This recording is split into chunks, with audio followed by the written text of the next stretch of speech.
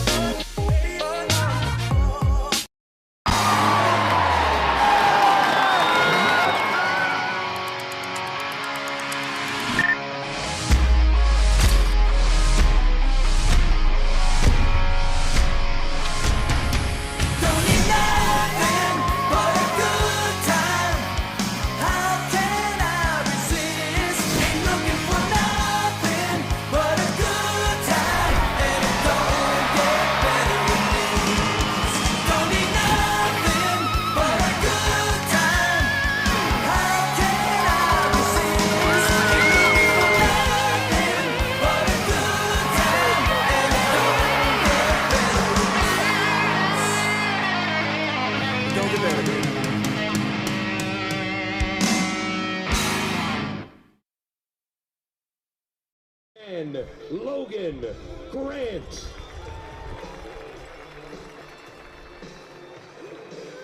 Batting ninth, center fielder, number 11 on his bobblehead night, proudly waving the Italian flag, Gio Morello.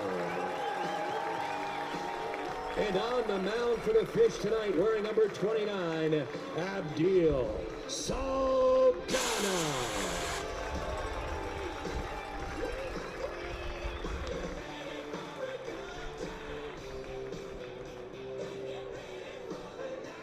And now, ladies and gentlemen, please rise if you're able, and please remove your hats as we first honor Italian Heritage Night with the playing of the Italian National Anthem.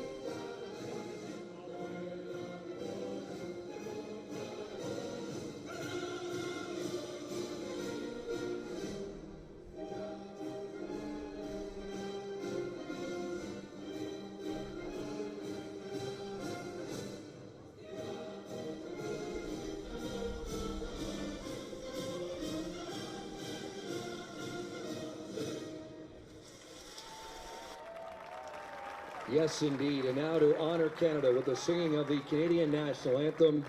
You've heard of East Side Mario, but tonight we've got South Side Mario, Christopher John Kruger, a.k.a. Southside CJ.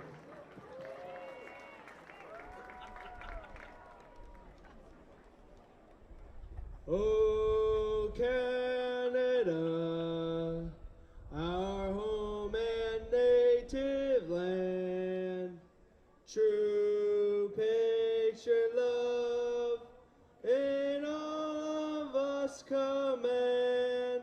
With glowing hearts we see thee rise, the true north strong and free.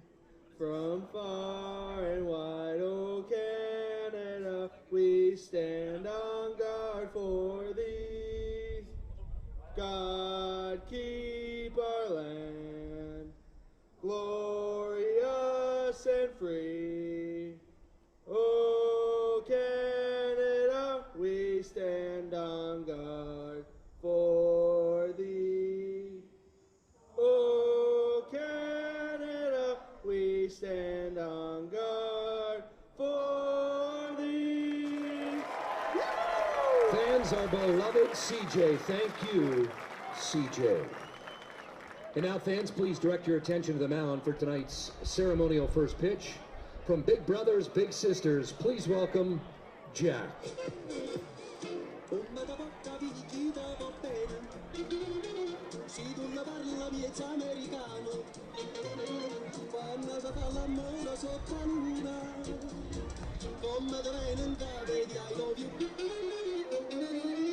Not too bad at all for Jack, representing Big Brothers, Big Sisters. Now down to the field, the director of fun is with today's Play Ball Kids. All right, fanatics, I got Noah, Jack, and Leo to get this Italian party started on 3. 1, 2, 3. Play ball! Mamma mia, here we go!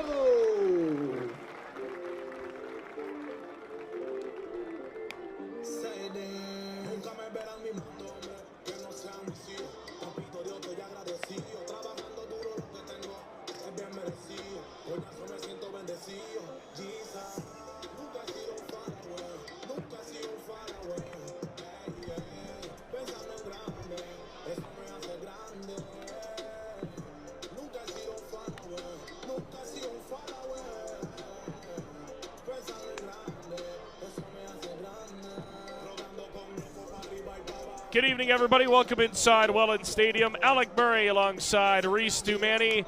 Another edition of Jackfish Baseball here on a beautiful Saturday night in the Rose City. Third in a row for the Fish. Out of 4, they go to Chatham tomorrow. As the Jackfish coming off a heartbreaking loss last night in a game they really didn't deserve to win, Reese, but somehow they made it interesting. Left fielder number 1. And then Hamilton able to walk them off in the bottom half of the 9th inning off Davey Mendez, but they look to get back in the win column here. They did get some help last night from Toronto, Reese, as the Maple Leafs knocked off the Majors. But Hamilton now occupying that 2 spot in the CBL standings. Amazing. Toronto putting up 10 runs at Labatt Park. And yeah, Hamilton with 2 less games played, that's pretty well the reason why they get that 2nd spot. Get through the defense for the Welland Jackfish behind Abdil Saldana tonight. There it is. A couple of changes for Brian Essery. Abe, Morello, Gideon. The outfield stays the same, but it's the infield that makes a couple of swaps. You get Logan Grant behind the plate in for Robbie Mullen. Smybert and Luther on the left side, Wisner and Mann on the right side, and Carson Johnson will DH. So Barrett out of the lineup and Robbie Mullen out of the lineup tonight. Sky high pop-up on the infield. James Smybert waves off Luther, makes the catch as the leadoff man's gone here.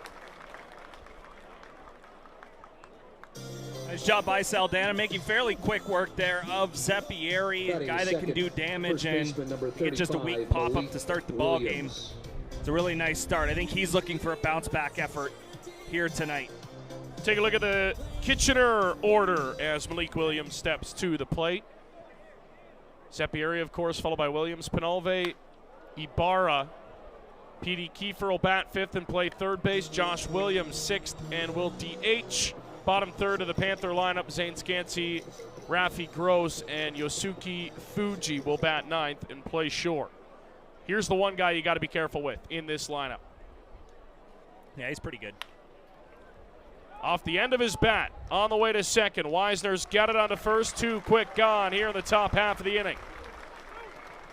That's just a perfect spot for that pitch from Saldana. Obviously, Williams looks to get those arms extended as much as possible, but there, it's on the outer part of the plate. Actually, probably a ball and a half off the outside edge. Williams wanted to do damage early, but just hit that one off the end of the bat. Our umpiring crew tonight, Reese Dumani. Jeffrey Rose is calling the balls and strikes. Trevor Bertrand is the first base umpire, and Mike Kinnear. Oh, they swapped on us. Mike Kinnear's at first base. Mike Trevor Kinnear Bertrand's is at first base, third. Yep. That's on them. That's not on us. we were told the opposite. So that's a hard hit ball to right field. Gideon on the run. He's going to pull up. Can't make the catch. That'll fall in for a base hit for Penalve.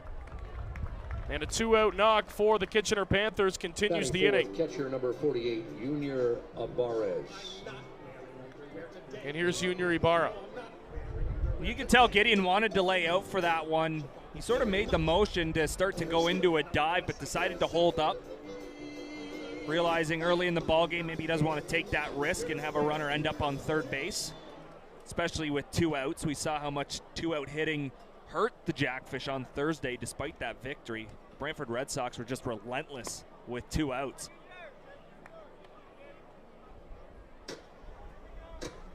Talk about last night, a game, Jackfish had 3 hits through 7 innings, Reese, that they didn't really deserve to win. Didn't really deserve to win on Thursday night either, but somehow found a way to get it done. Grayson Barrett walk-off base hit in the bottom of the 10th. Brantford had double the amount of hits the Welland Jackfish did in that ball game. I would say 75% of those hits came with 2 outs, like I just mentioned. They were just so good. 1 extra base hit out of 15 for Brantford. And the 1 extra base hit was a 2-run shot.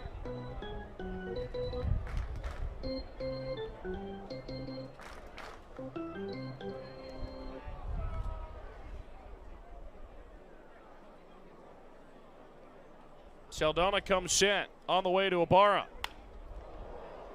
Little flare going to get over the head of the shortstop Luther into left field, base hit. And again with 2 outs here, Kitchener puts the next 2 on back-to-back base hits. Batting 5th, and here's P.D. Kiefer. 17, P.D. Kiefer. Ball not hit too hard, but Ibarra is strong enough to muscle that into left center field. Saw Abe come up, think about throwing behind Penalve, but just easily got it in. And yeah, more 2-out damage done by the opposition against the Jackfish. Saldana finds the zone with a called strike.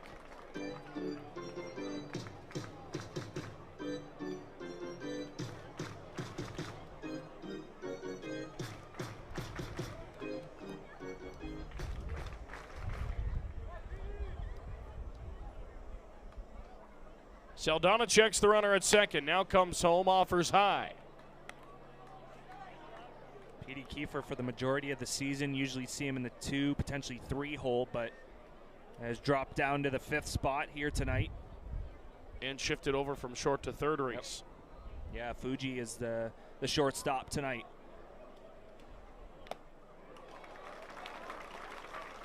Fouled off. Grant able to hold on to it, 1-2.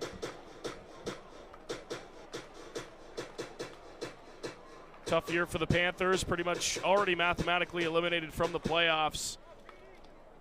Have not played their best ball in the second half. Really needed to coming out of the All-Star break.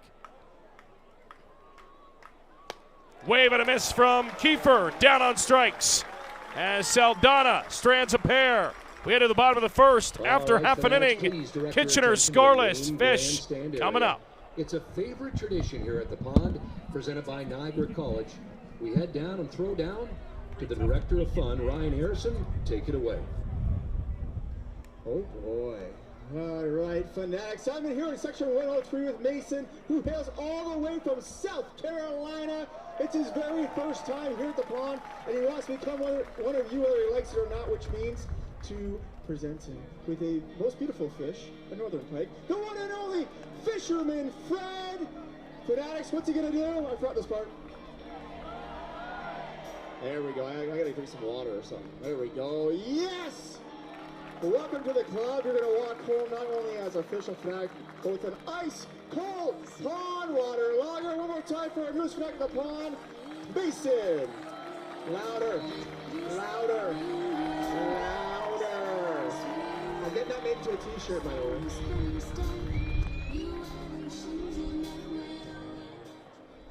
All right, fans, how do free French fries sound? If Welland Jackfish pitchers strike out 5 or more opposing batters during any home game this season, each fan here at the ballpark can redeem their game tickets for a free medium fry with any purchase at Welland McDonald's locations, Niagara Street and Lincoln Street. And $10 for every strikeout this season will be donated to the Ronald McDonald House. Want to wear the fish? Visit the new tackle box on the first base side of the stadium or online at shop.wellandjackfish.com for all your fanatic needs.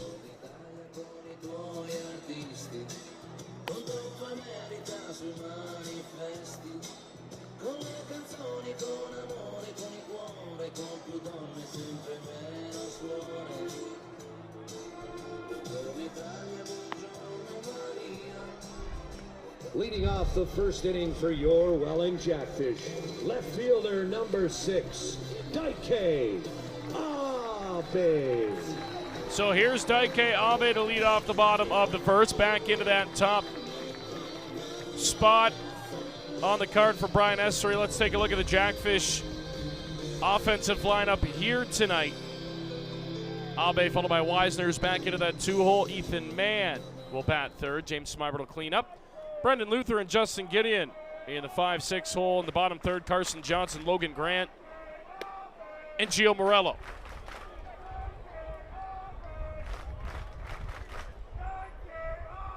Trey Cruz gets the start for the Panthers here tonight.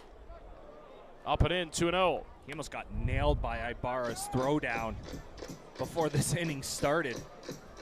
You see the numbers there from Cruz. Very limited action as he was a late addition to this Panthers roster. Just his third game of the year, and he's only thrown 6 innings. It's 3-0 now to Daike Abe.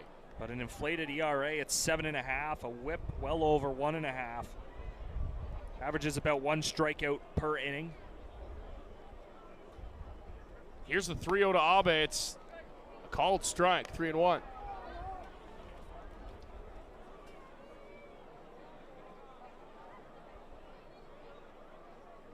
That'll be outside for ball 4 to Daike Abe. It'll lead off walk.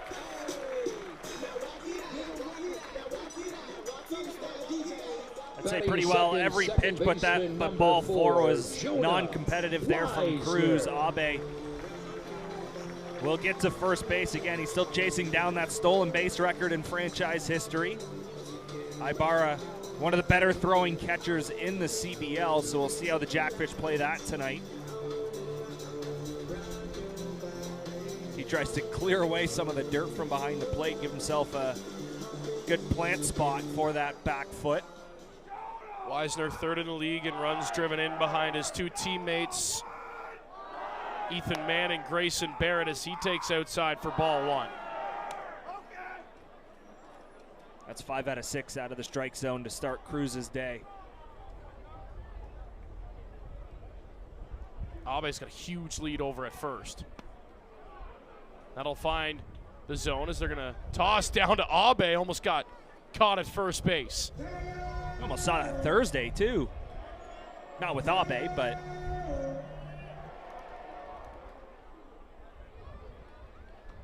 Ricky Piliteri back on third base duty tonight. Down and away, 2-1. Saw Ryan Bench there on Thursday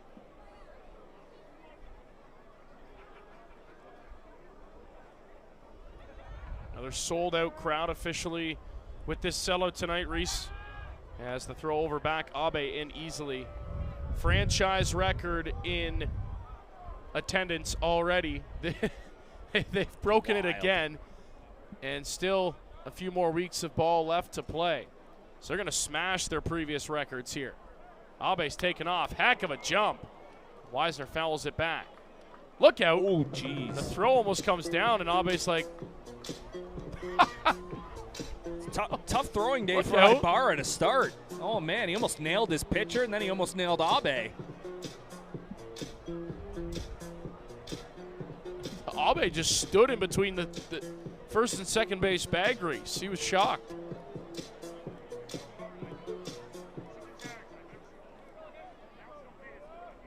Two and two the count to Wisner. High, full count. I would imagine Abe's on the move again here with the count full.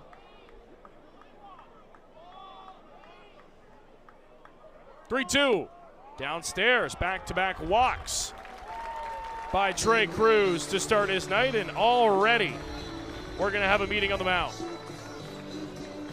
And again, it's limited action for Cruz this season. However, in those 6 innings, he only walked 1. So he's already tripled his walk total. As 8 of the first 11 pitches have missed the strike zone.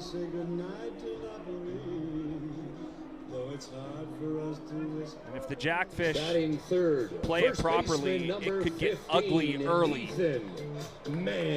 Well, and for this team, they need a game like where they score a bunch of runs, Reese. They need to have one of those. They're due. Yeah, 100%. This is an offense that's struggled over the past few weeks.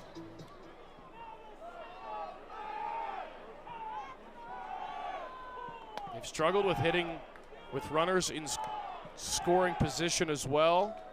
Runners on base, just flat out. Yeah. Here they got 2 on, nobody out here in the bottom of the first. The 0-1. Man sends one left field. That's down, base hit. Abe's going to get the wave. He'll score with these. RBI single for the man. 1-0 Fish. Mom in attendance making the trip down from Texas this weekend. And Ethan Mann comes through in the bottom half of the first inning. Yeah, talk about a guy that needs to have a bounce-back night tonight. It was a little tough on Thursday with some Ks, and well, we got an explanation on what led to the ejection, and well, it didn't make a whole lot of sense. Yeah, so if you... But it's the best way I can put it. Heck it, we'll let everybody decide. Let's get into it. Yep. I think if it... So the ruling was... Mann was called out due to the fact that he was told to step back in the box, and he did not, so they called strike 3 on him.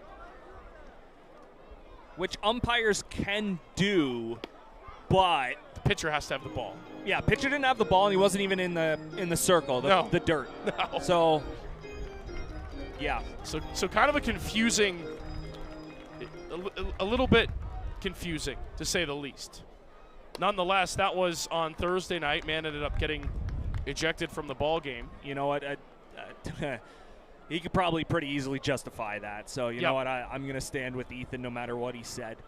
Absolutely. Yeah, that was really weird because we initially thought it was interference, even though he didn't swing. And he was in his own batter's box. And Abe was thrown out at second base, so... Yeah, the he rule was out is anyways, yeah. If the runner gets thrown out at second, you either the runner goes back to first and the batter's out with interference, or the runner's out at second and the batter is in a whatever count they are, right? So in that fact, it would have been 1-2 on man. The 2-2 pitch outside. It's another full count here for Trey Cruz. Definitely the first time I've ever seen that in a ball game. Probably the last.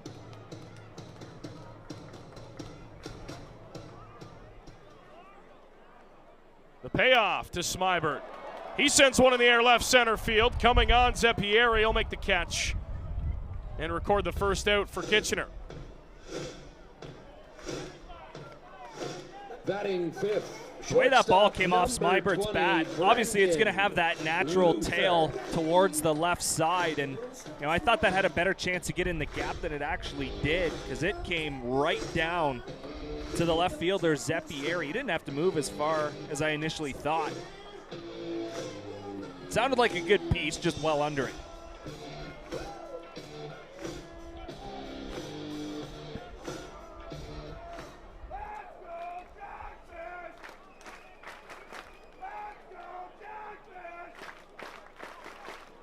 Jackfish double steal on the way, throw down from his knees, in there, both of them safely. His man gets into second base, Weisner into third, and they both move up 90 feet. That wasn't even close. Abe had a running start. Man followed in behind. That's probably the easiest stolen base that Weisner's going to get. Should say Weisner. I don't know why I said Abe. There's a strike from Cruz. 1-1. Kitchener's got some movement on that bullpen as they had an arm up and now sitting back down with the sweater off.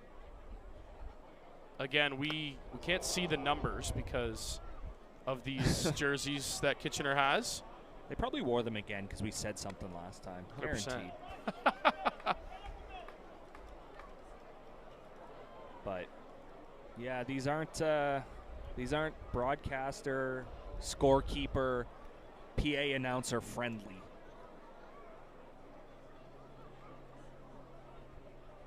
The 1-2, Luther stays alive as he sends one out of play. Light on light never works out well. No, not at all. Also, the Jackfish going with the whites. Yep. Here on a Saturday.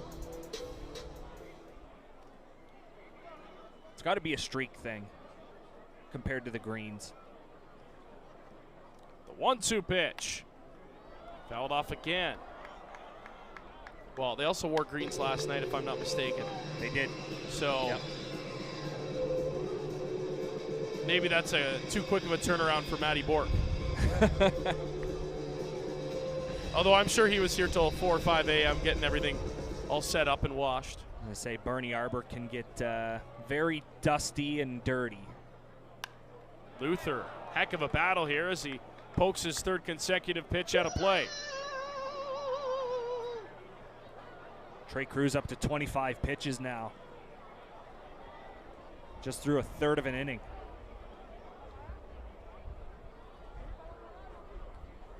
The infield's playing back, too. So they will concede a run for an out and give the Fish a 2-0 lead. 1-2. Another one-shot foul by Luther. It's a heck of a battle here.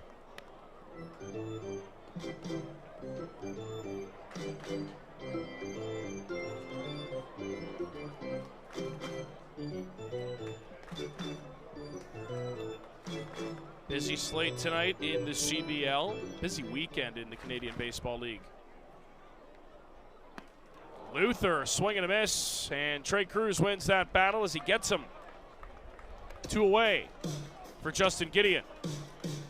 Talk about the busy weekend, and today there's a game that's fielder, in the top of the 7th up in Barrie. A little bit of a heavyweight tilt between the London Majors and Barrie Baycats. 12-7. London leading Barrie right now. Like I said, top of the 7th with 2 outs. Guelph and Brantford have, according to the website, and time, it's not 7 o'clock, so good one, Reese. Way to go, Father Time. 7 o'clock start, Brantford and Guelph at Hastings Stadium, and then 7:30, Chatham is in Toronto.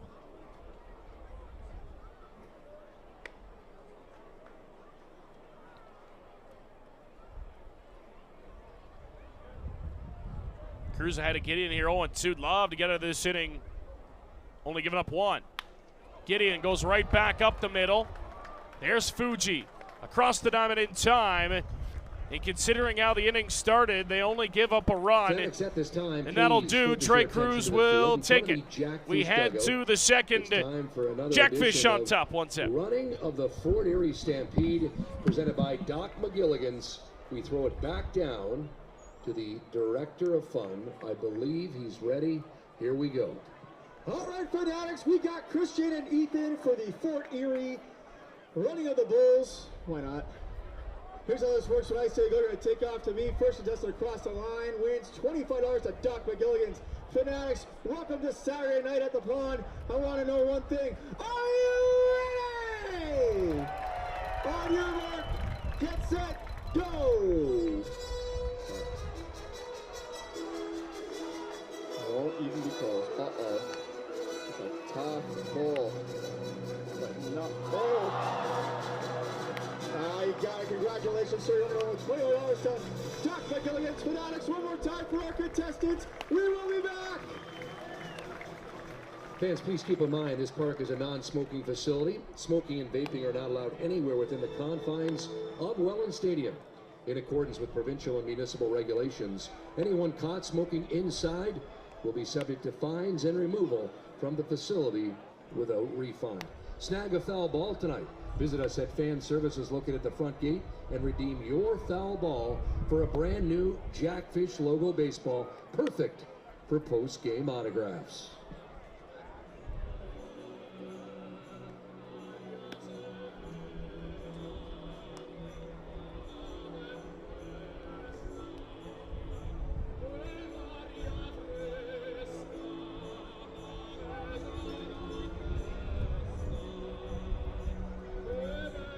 Leading off the second inning for Kitchener, designated hitter number 8, Josh Williams.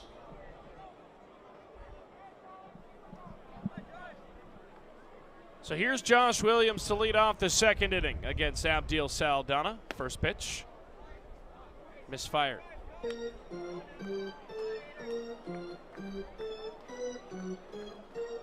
course, the Kitchener Panthers relieving Pete Kiefer of his duties last week, Reese. As Williams sends one foul down into the Jackfish bullpen. Yeah, Shanif Harani, the interim head coach, who is, of course, also their general manager and president. It kind of does everything.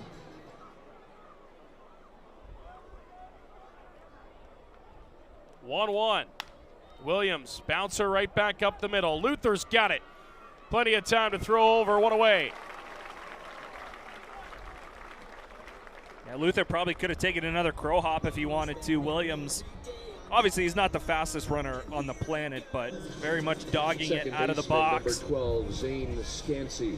Perfect throw regardless from Luther.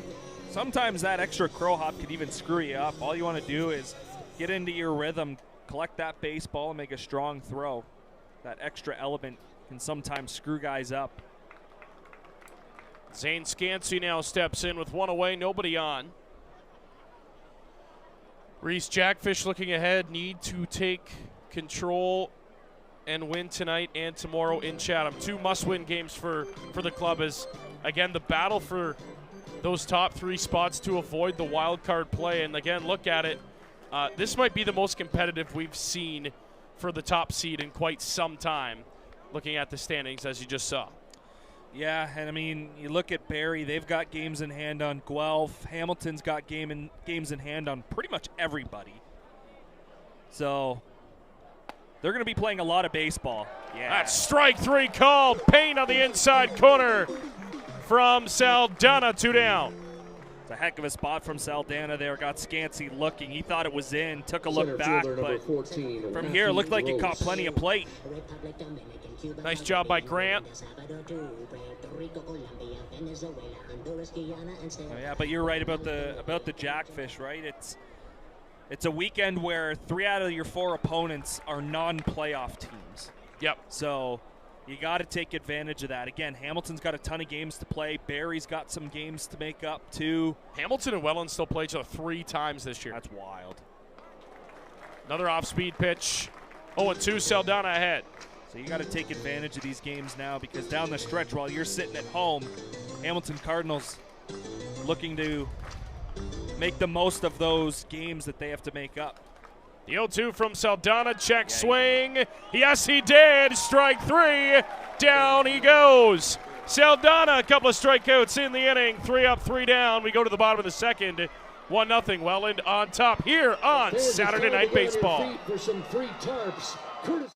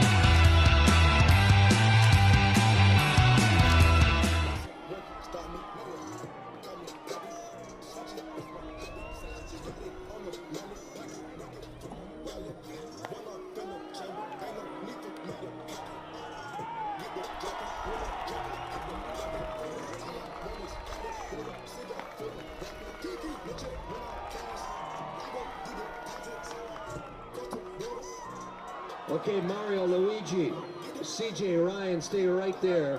Who wants to be tonight's fan of the game? The fan of the game will go to the loudest, to the craziest fanatic here at the pond. Make some noise if you want to be tonight's fan of the game with Mario and Luigi. Leading off the second inning for the Jackfish, designated hitter, number 13, Carson Johnson.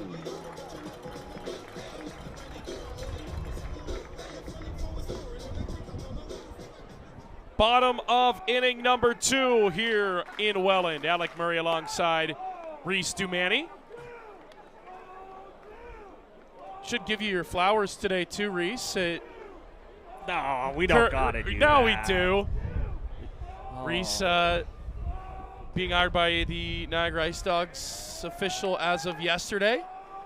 Will be the new voice of the Niagara Ice Dogs. So huge congrats goes out to thank you to Reese. Should be a fun year. Yeah, I know you're looking forward to it. Yeah, and it's a lot of miles are going to be collected the first 3 weekends of the season. 1 home game out of 6 to start. 6? I think it's 6. Only home game is the Saturday, the home opener.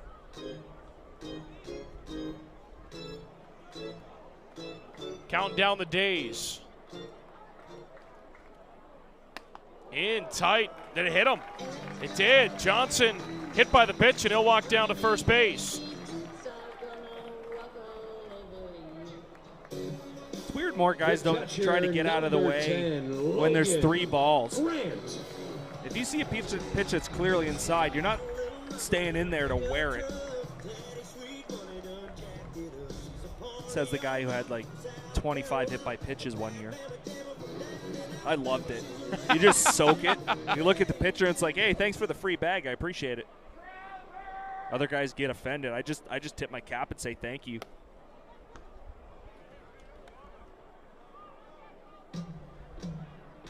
Except the one time I got hit intentionally. That was fun.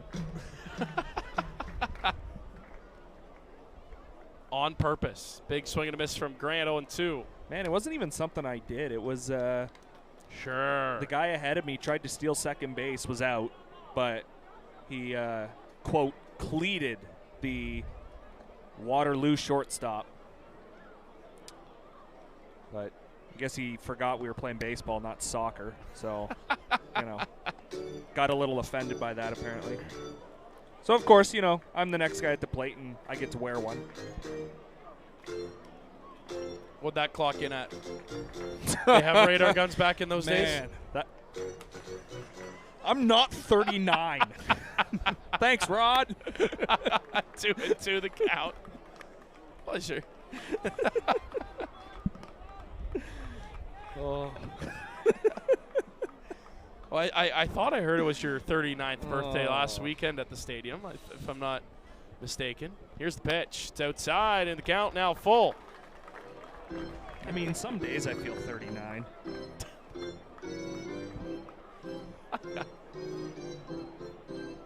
It's your own poor choices, though. Is it now? I'm just assuming. I know those days. A 3-2 on the way to Grant. Swung on a miss. Strike 3. Down on strikes. 1 away. Grant went fishing for that one. He saw the ball up, and your eyes sometimes light up for it. He was just late on that high heat. Gio Marrello.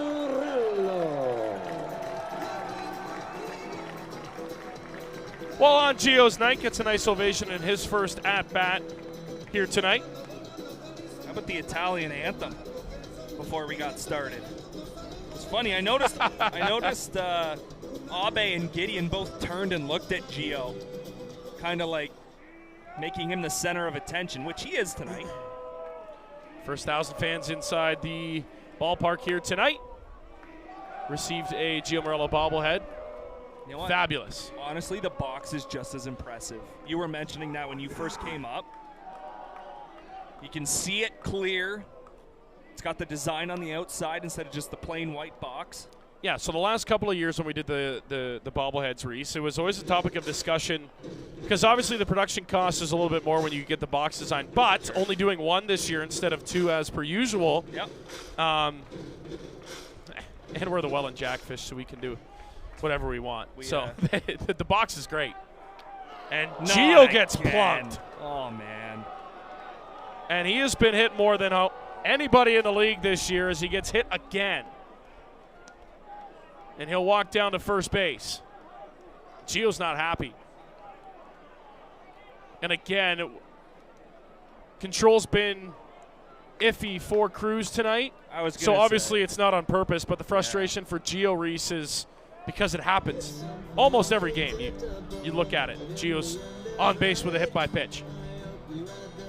Yeah, he's only thrown 4 more strikes than balls, has Cruz, so yeah, there's obviously no intent behind it. You're still, and you're down already. It's only the 2nd inning, and that's your 4th free pass.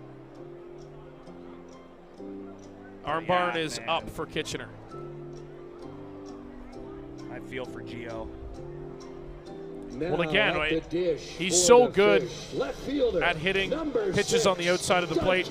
Pitchers have to crowd him. They got to come inside to him, and he crowds that plate, Reese. And if you can't control it inside, it's either going 1 of 2 ways. And again, we see Gio get hit. Luckily, that time I think it was on that guard that he wears on his right arm. I believe so. Back to the top of the lineup already for the Welland Jackfish. And a pitch is high for ball 1. I don't think he started it. Maybe one batter with a strike here tonight through the first 9. It was Logan Grant. Yeah, that bullpen is going to be put to work early for the Panthers, who only have 10 rostered pitchers. That's going to get by Ibarra, and both runners will advance 90 feet. And these are the spots that the Welland Jackfish have got to make Cruz pay. Let him off the hook a little bit in the first inning, only getting 1 run across. Can't do that here in this inning. No, you got to get a ball in play. On the ground, preferably, up the middle. They're going to play corners in, so Kiefer and Williams, or not. No, Williams is going to back up, so never mind. Kiefer will stay on that cut, though. Oh, that was in. It's a gimme strike to Cruz. 2-1 the count. Yeah, he hasn't earned that yet. I was just going to say, when you're throwing 50-50 strikes and balls, Reese, that's not a pitch you get. The 2-1. That's inside. 3-1. Looked a little better, actually. I think that's what Cruz did with the little glove flip there. It's like, that was a better pitch than strike 1. It's just a makeup call. 3-1 the count. Those happen. Abe off the end of the bat, sinking quickly into left center field, down for a base hit. Carson Johnson will cross. Abe, nobody at second. He's going to take second base. Kitchener not paying attention on the base pass, and Abe will say, all right, I'll take a free 90. 2-0 Jackfish here in the bottom of the second. That's just heads-up baseball by Abe. He's got the wheels to get there, but Panthers were caught napping. No chance for a double play now. And again, they look to the dugout to get some instruction on whether to play in or back. And again, it looks like they're going to stay back. They've got an arm ready, it looks like, down in the pen. Again, we have no idea who it is. Not a clue. No idea. I would wish when teams would design jerseys, Reese. Big cut and miss from Wisner, 0-1. Ask the guys who need to see the numbers. Yeah. Their opinions. For Kitchener, consult Mark Perry. Make it easy on the fans and the broadcasters, right? Like, that's the whole point of having a number.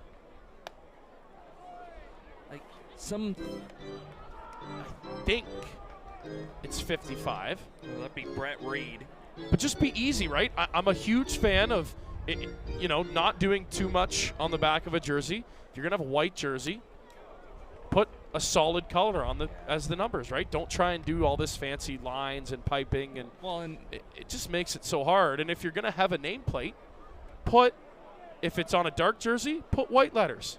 Just white letters. Yeah. Don't go with the outlines and the weird fonts and just one color if you're going to do it.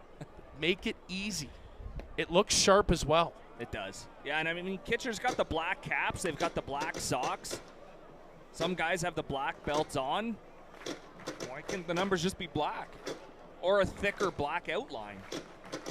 Like with the Jackfish, it's dark green names and numbers. That's a shot right back up the middle. That'll score a pair. 1 run's in. Abe coming to the plate. Throw offline. 2-run single for Jonah Wisner. And that might end the night for Trey Cruz. What's the exit velocity on that one, Reese? Yeah, that ball was destroyed. Wisner was all over that. It's like he knew it was coming. Sent it right back where it came from, and that's just way too much speed at second base. So with the Panthers getting caught napping, it costs them a run. Just an inning and a third for Trey Cruz. He was right around that 50% mark, Reese, for balls and strikes. And it's going to be Brett Reed coming into the ball game for Kitchener in the second inning, and still only 1 away. And for Brett Reed, this is game number 14 on the season. And if you are a Panthers supporter, don't look at the ERA, 14.77. The whip not much better at 2.77. So this is a guy who's hittable. 33 hits against in 17 and 2/3 innings pitched. Kitchener Panthers, number 55, Brett Reed. He also averages about a walk per inning, a K per inning, which makes this next stat even weirder. He has a record of 1-0. Wins and losses should just not math. even be. Yeah, get rid of that stat. It doesn't even matter, right? Like remember when wins and losses were such a huge deal in baseball? Now they mean nothing.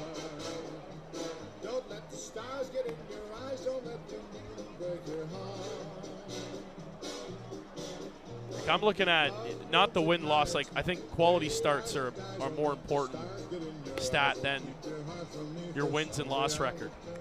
Yeah, I mean, this is more of a major league thing, but I wish complete games were still normal. Yep. Now batting for Welland, first baseman number 15, Ethan. I don't think Brett Reed's leash is very long. They already have another guy warming up in the pen. And we'll play Guess the Reliever down the right side again. I need some game show music. First pitch, Brett Reed throws. There's fair ball down in right field. Wisner flying around the bases. He's going to get the stop sign at third. It's a double for Ethan Mann. Make him 2 for 2.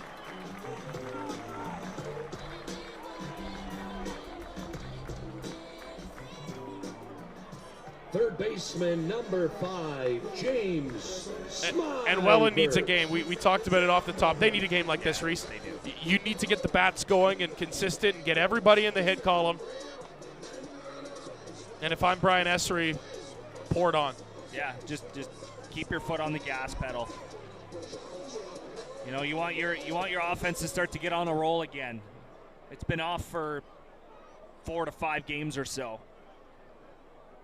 You're still making a push for that #1 overall seed, but more importantly, home field advantage. This could be a really tough play for Fuji. Throws it onto first base in time. Another run will score. 5-0 Welland, now 2 away as man advances to third.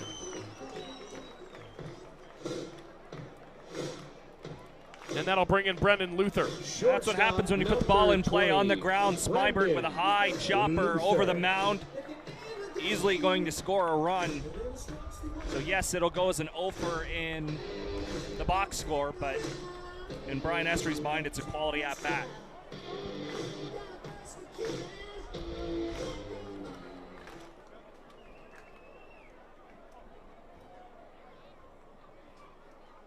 We're playing who can get the most zoomed in photo right now. We all have iPhones up here, so I mean, I want to say it's Owen McNeil, but that wouldn't make any sense. Number 10. That's away, 2-0. McNeil has been a starter more than he has a reliever. How does it look more like a 4? Or is it 40? Gavin McLean. It might be Gavin McLean. I think that's, I think that's Owen 10. McNeil. Okay, well there you go. Interesting. Luther high in the air, right field. Coming on is Josvani Penalve, still coming on. Makes the catch as he juggles it in right field. He's battling the sun all the way. A basket catch, and he hangs on. What a grab by Penalve to end the inning and get Kitchener out of it. Jackfish cross 4 and a 5-0 lead as we go to the third. Back down to the field with the director of fun, with the contestants, and your play-by-play. All right, Fanatics, it wouldn't be Saturday at the Pond without a beer mile. We've got Peter, Chris, and Anthony. Here's how it goes. When I say go, you're going to spin around at least 10 times, maybe 20, we'll see. At that point, you're going to bring it on down to me. First contestant to cross the line wins a free oil change courtesy of Elevate Automotive Truck and Trailer. Fanatics, make some noise for our beer cans!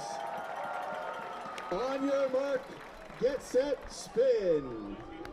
Spin, yeah, there you go. Look at them go. Faster. Yeah, faster, beer can. I'll make you do this all day. I don't care if we get fined. This is the slowest beer cans I've ever seen. Hey, need some encouragement, people. Make some noise. Come on, I need it. I always get disoriented. One of the two. Hey, Mario, what do you think? 10? All right, 10, 9, 8, 7, 6. I'm done. 5, 4, 3, 2, 1, go. Go, go, go! That's funny regardless. Oh, my. Look at him pump those arms.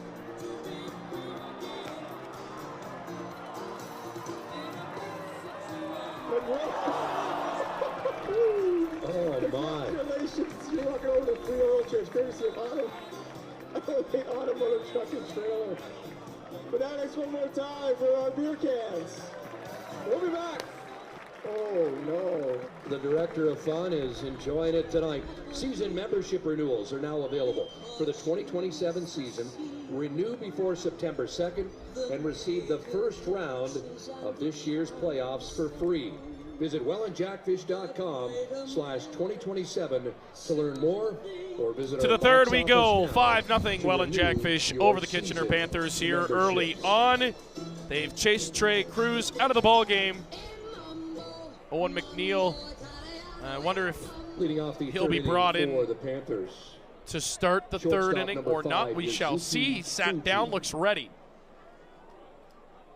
But again, McNeil, I guess the benefit for Kitchener there, Reese, would be they could get some length out of him. The downside is he hasn't really had a great season this year for Kitchener. No, a lot of these ERAs aren't very pretty for these Panthers pitchers. It's McNeil almost had 10 ERA this season, if I'm not mistaken. Looking at, and again, they have 10, per the CBL website, they have 10 rostered pitchers. Labert is listed with the hitters, which I thought was weird. Hard hit ball to first base. Gets by Ethan Mann. Making the turn and chugging into second base is Fuji with a leadoff double. Looked like that baseball fooled Mann a little bit down the line. Yeah, he reacted really weird from that. Whether he didn't pick it up right away or not, I'm not sure, but it was hit hard. Not saying it was a softball by any means, but just looked like it may be taking a couple of steps and he could have got that baseball, but maybe just didn't pick it up right away.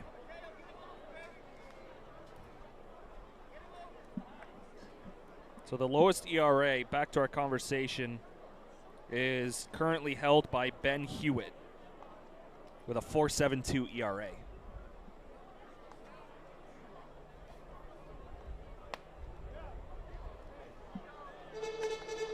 One and 0. Now, and Josh Williams or Malik Williams can only hit so many home runs. He's had a heck of a year, man. He has been unbelievable this year for the Kitchener Pit. Without Malik Williams, this team is probably sitting in the basement of the league. Yeah.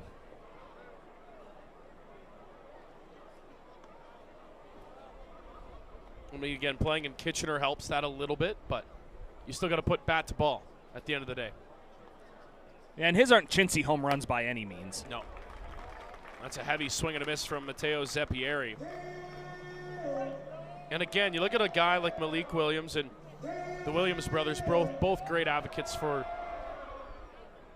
the Canadian Baseball League, and the chance to play with your brother, you take it. And for Malik, it's been, you know, they've both had really tough injuries they've overcome, and boy, oh boy, we've talked about it before when he was in Barrie and up and back with the Titans in Ottawa, and Reese, the resiliency this year, he's been healthy, and it's made the whole world of a difference for Malik Williams. And he's probably having fun again playing the game. Agreed. Again with his brother. Yeah, he's well over 400 hitter, those 11 home runs to go along with 39 ribbies, 12 OPS. Yeah, that dude is good at baseball. Shouldn't say good, he's great at baseball.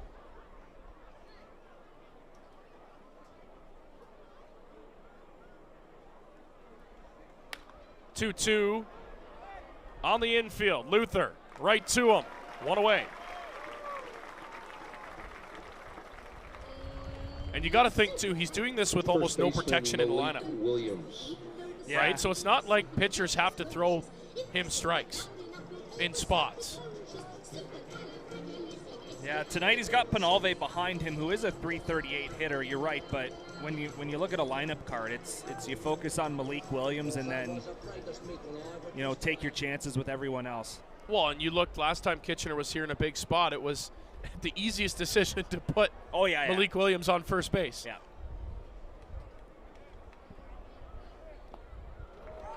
Big cut and miss. Good block by Grant behind the dish. I'm sure Brian Esri doesn't love to give people automatic bases, but no. you felt pretty good doing it to that guy. Yeah, well, it's better than seeing one sail over the 400 mark in center field. Yeah, very much. Which, by the way, he did that last time he was here as well. Chopper on the ground is second. Wisner's got this one. He's got one play. That's the first. He makes it. Runner will advance in Fuji up to third base, but now two are down. Are you ready, kids? That's back-to-back at-bats to start the ball game for Williams, where he is grounded out to Wisner. That one hit a little bit sharper, but you can tell where Saldana wants to attack him tonight, and that's middle out, preferably out.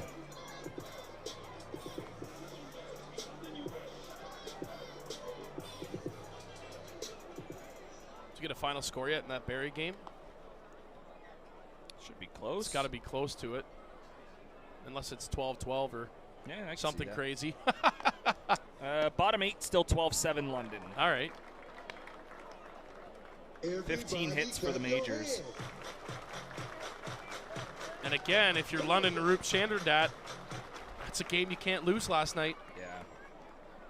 And I'm sure you can guess who is homered for London.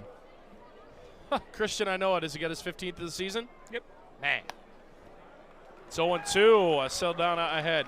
Got to think of Inoa, too. Started the season in Ottawa. We actually saw him when we went up to the nation's capital for a pair of games, and he was on that roster, and then obviously sent down. Ottawa having a good season up in the Frontier League, so no room for him. And man, for a guy who did not play the entire season in the Canadian Baseball League, he might hit 20 bombs this year as a second baseman. Get that kind of production of a lot of second basemen. Like, you look at Jonah Weisner, obviously, as an exception to that, but man, Inoa has the contact and the power. Puts him 2 home runs behind the league lead in Yasiel Puig's 17. A lot more home runs hit this year than last year. Yeah, that 17th home run happening at Labatt Memorial Park last night in That was London. no cheap That was shot. a shot. That was a bomb. That went to the Thames. Still floating.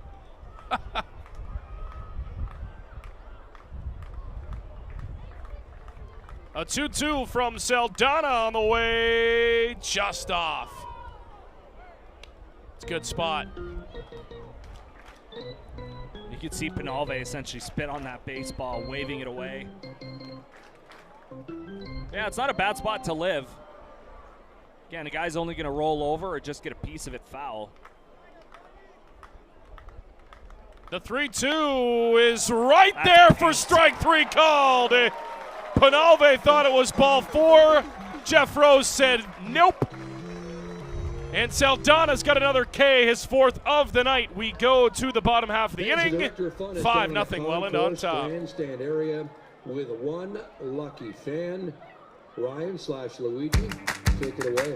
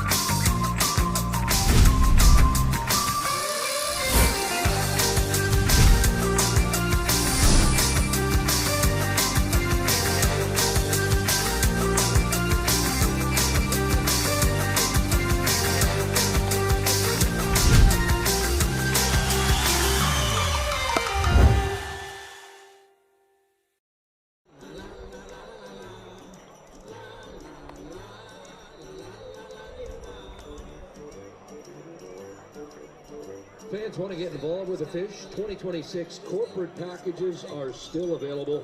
Learn more at wellandjackfish.com/corporate or call 905-735-9834.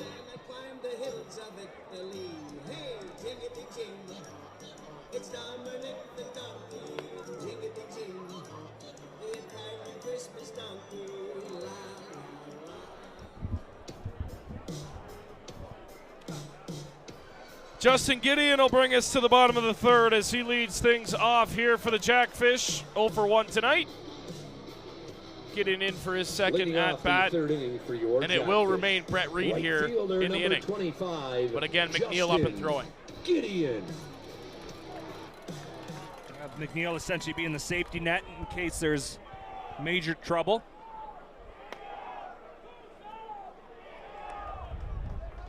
Coming into the season, McNeil was thought of their ace.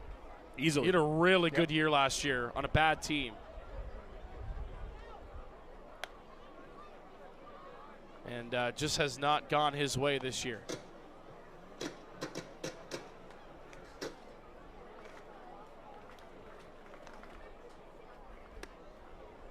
Two and one. Yeah, 2 household names, him and even Evan Elliott. Yep. Just off seasons for them.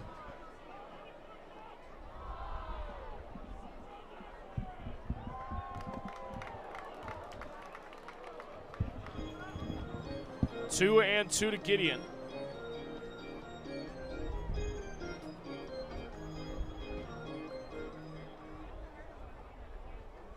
Coming set, now offering. Counter run full.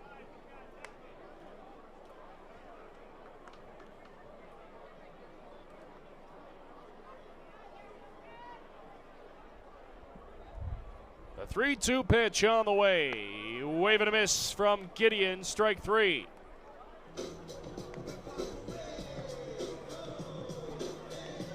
Looked like Reed went soft there. Gideon expecting something hard, and I mean, why wouldn't you? Your designated hitter, number Wants 13, to make sure he's in the strike Carson zone and Johnson. not relying on off speed for that, but he got the swing and miss on a really nice pitch just below the bottom rail.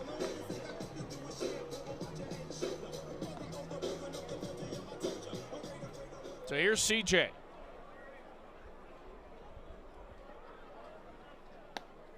He'll take strike 1.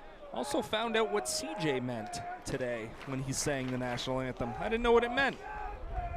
Christopher John? John. Yeah. Christopher John Kruger. Fouled off by Johnson, 0-2. He did not like that, by the way, based on his reaction. Maybe he did, I don't know. An But American didn't look who's like he decked did. out as Mario for Italian Heritage Night, singing the Canadian national anthem. One of the most patriotic guys to be known in the area. The 0-2 pitch. Chopper to third. This is going to be a tough play with the speed of Johnson. Bobbled, and he's safe. Beat it out. Petey Kiefer, an extra bobble, Reese. And Johnson able to get down the line in time to beat the throw. Catcher number 10. He's aboard for Logan Grant. And they're going to score it an infield hit. But yeah, there was just a little bit of a bobble there from Kiefer having to come in on that baseball, and it cost him. Love seeing Logan Grant in the lineup here tonight at home. Yeah, we don't see him very often, at least in the starting lineup here at Welland Stadium.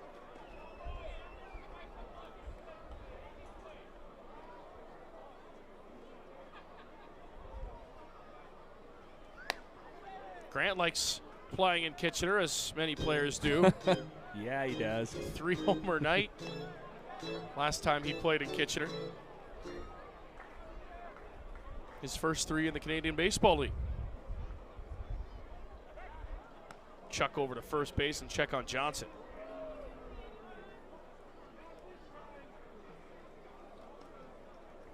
He's got a lot of power in that bat if he can make contact.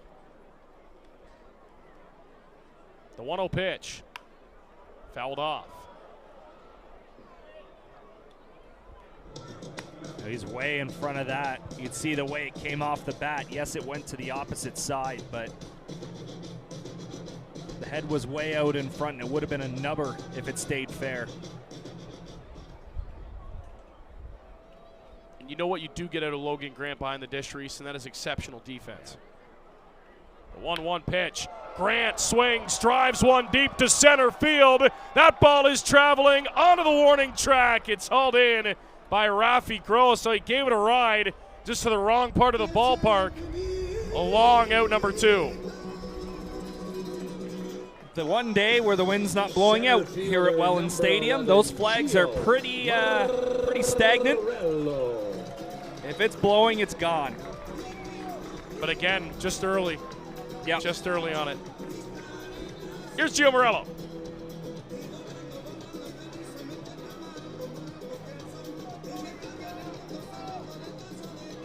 $3,298 the attendance tonight. Another sellout, of course, as we predicted.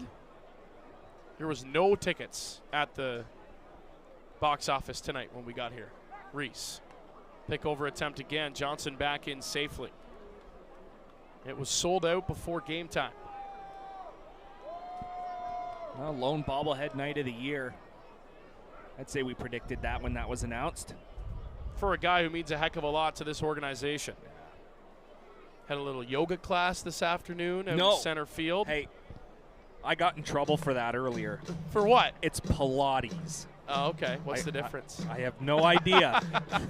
But I said that to him. I go, hey, Gio, how'd the yoga session go? He goes, it went well, but it's not called yoga. I'm like, oh, whoops. It looked like a good turnout. It did, yeah. I can say I did not participate. I had other, things to do, which included being able to walk up the stairs today to get to the broadcast booth so we could bring you this game. So I smartly decided, man enough to say it, did not partake in the Pilates class.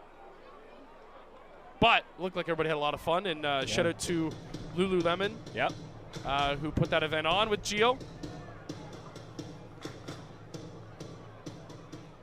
Beautiful day for it. Did it out in his home territory of center field. Johnson taken off. That's a chopper. Off the glove of Malik Williams. That's going to be a base hit. Johnson's trying to go to third. The throw is in time. They called him out. Ricky Pillateri immediately saying safe. The umpires were both looking at each other. Nobody made a call. At this time, please to turn your attention once again to the field. And the umpire at second base, Reese, made the call eventually. He was looking at Jeff Rose to make the call. And Ricky Pillateri with his hands in the air. And you didn't even allow Ricky to come ask him about it. Today's contestants. Interesting. Anyway, out of the inning are the Panthers as they get Johnson at third. We move to the fourth. 5-zip. Jackfish on top. On your mark. Get set. Go. They're off. Oh boy. We're going to get in there. And part-time announcer, full-time cameraman. You got one down. Forge loves the meatball. Oh boy. Is it hot? It's hot, isn't it? You got 5. You got 5? 4.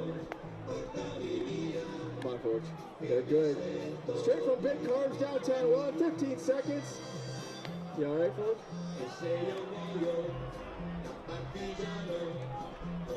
He's done.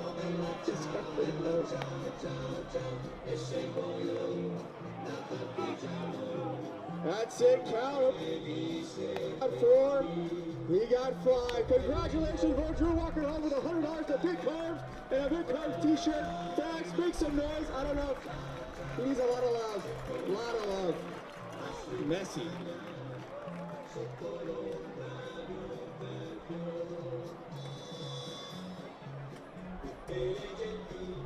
Fan single game tickets are on sale now for all remaining 2026 Welland Jackfish home games. Don't miss a second of the show. And head to wellandjackfish.com/ticks to purchase your single game tickets today. Leading off the fourth inning for the visiting Kitchener Panthers, catcher Junior Ibarra.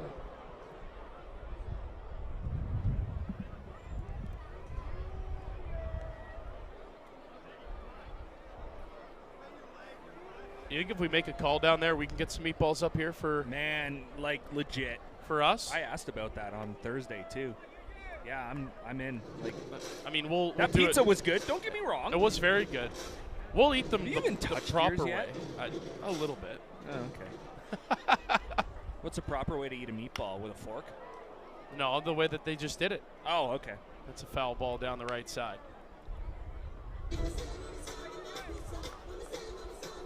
Yeah, but my face looks too good to get sauce all over it. Said nobody ever. That's why I'm doing the Ice Dogs games on the radio. I think I'd break everyone's TV sets. That's why we don't have a camera up here anymore. Big time. Oh, yeah. Got nothing to do with you. No, it does. It does. Actually, we have our kind of we have our. Oh, there it is. Stop. Yeah, I'm pretty ugly. Yeah. What's it?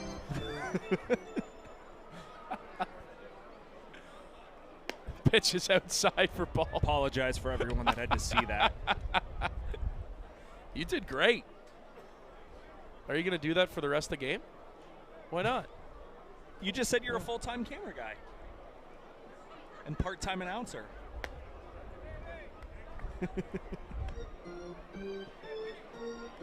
Surely there's somebody down there.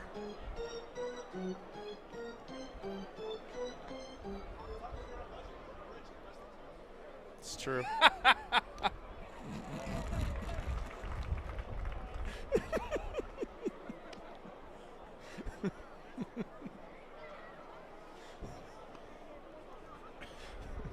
I was going to say something, but I'm not going to say it.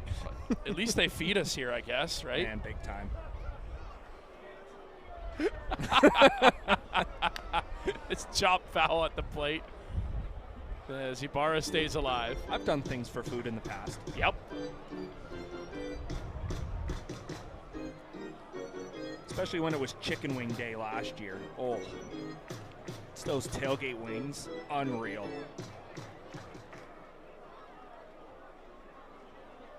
Three-two pitch. Great battle here with Saldana and Ibarra. And then we finished the partying after the championship at tailgates with trays and trays of chicken wings. Like all-you-can-eat chicken wings. Oh, what a good night. Shout out to Tailgates Bar and Grill for keeping us fed all season long up here. A 3-2 pitch. Down to the dirt. It's ball 4. That's a heck of an at-bat for Junior Ibarra. And he's aboard to lead off the inning. Yeah, he really made Saldana work there, who in inning number 4, 52 pitches, a little higher than you'd usually want, however, still very much in control, and Ibarra really made him work.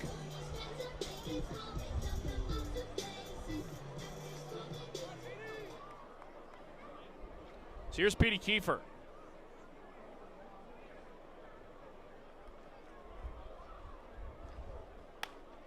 On the ground at third. Could be 2 to second. Back to first. In time, a double play. Heck of a turn at second by Jonah Weisner. Just how you mark it. 5-4-3. Down it goes. And just like that, there's 2 away. And what makes that play way more difficult for Smybird is the fact that he goes away from second base. He had to field that going towards the line, quickly turn and fire, and Ibarra no speed threat whatsoever, so that's the easier out of the 2, but that quick transfer from Weisner was beautiful. On the ground is short. Luther in time, inning over. So a leadoff walk is erased immediately, Reese. As Saldana gets a double play. Next pitch, she gets right out of it. Quick inning for Saldana. He's through 4 scoreless. We go to the bottom of the 4th. Jackfish on top. This is so bad. What if somebody sees this? We have to get rid of this. Oh! Oh, I've got some ideas. At Penn Financial, our advisors can help you clean up the mess and make sense of your finances. Whatever your financial secret is, there's no judgment on our end. Don't live in financial stress. Come to Penn Financial. We'll help you clean up the mess. Niagara College programs immerse students with a highly experiential learning environment enhanced by digital technologies. We place students at the center of all that we do. We are Niagara College. When we at Miller Lite set out to brew a light beer, there came a moment of truth. When we had to choose great taste or 90 calories, we chose both. Tastes like Miller time. Official road game viewing location during the 2026 season. Fans head to the bait shop now or visit Denise at the Catch Beer Bar, or Trevor in the main grandstand, and enjoy an ice-cold pond water lager or slippery fish light by Newark Brewing. Please drink responsibly. Welland Stadium stops serving alcohol at the end of the 7th inning. Visit Denise or yell for Trevor right now. Leading off the 4th inning for the Fish, Left fielder number 6, Daike Abe. So third time through the order for the Welland Jackfish here in the bottom of the fourth. Owen McNeil into the ball game, third pitcher of the night already for Kitchener. Your attention, please. Now pitching for the Panthers, number 10, Owen McNeil. This is his 13th appearance of the season. A record of 0-4 with a 9.36 ERA and a 2.08 whip. Abe on the ground. Fuji's going to have to hurry. Bang, bang play at the bag, but he gets there in time. One away. And McNeil pretty well even strikeouts. Well, exactly even, I should say. 32 strikeouts, 32 walks on the year.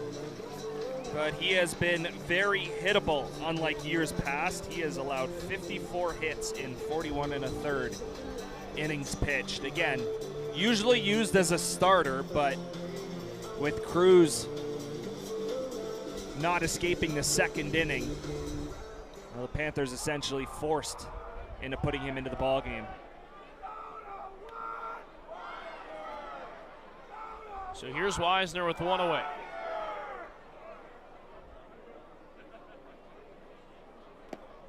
Inside 2-0.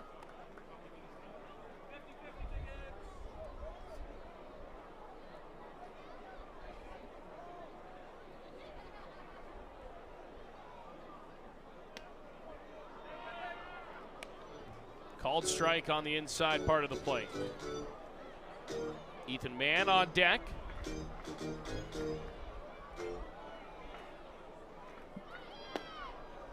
Three and one here to Wisner.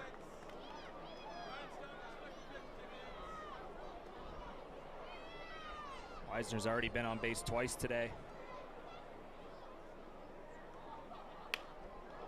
In on the hands of Wisner, fly ball into center. Rafi Gross comes on the run, makes the catch, 2 away. Weird route that Gross took to that ball. It looked like he thought it was deeper than it actually was. He started by coming around the baseball like he was just going to have to jog in, but he had to turn on the jets in a hurry, realizing that the ball was sinking quickly.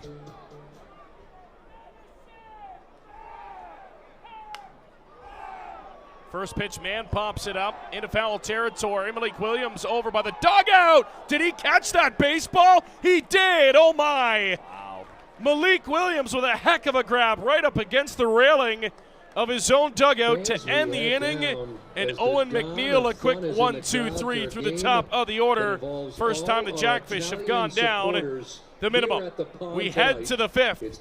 Jackfish on top here on Saturday Night Baseball in Welland. Take it away.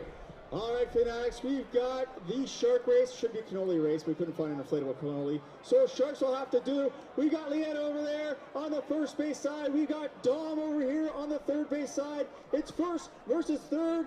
First side to get the shark in the bucket for CJ Stickney. You cannot go to the first.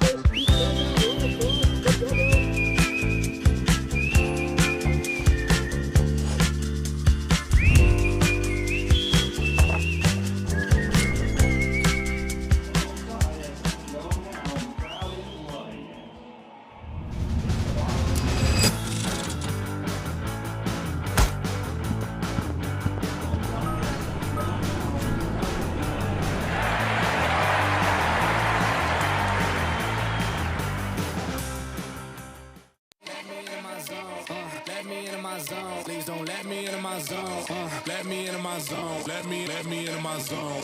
Let me into my zone. Please don't let me in. Can't answer my phone now, just leave it there at that tone. Ballin' can't beat me up, cause I'm back in my zone now. Cause I'm back in my zone now. Make some noise!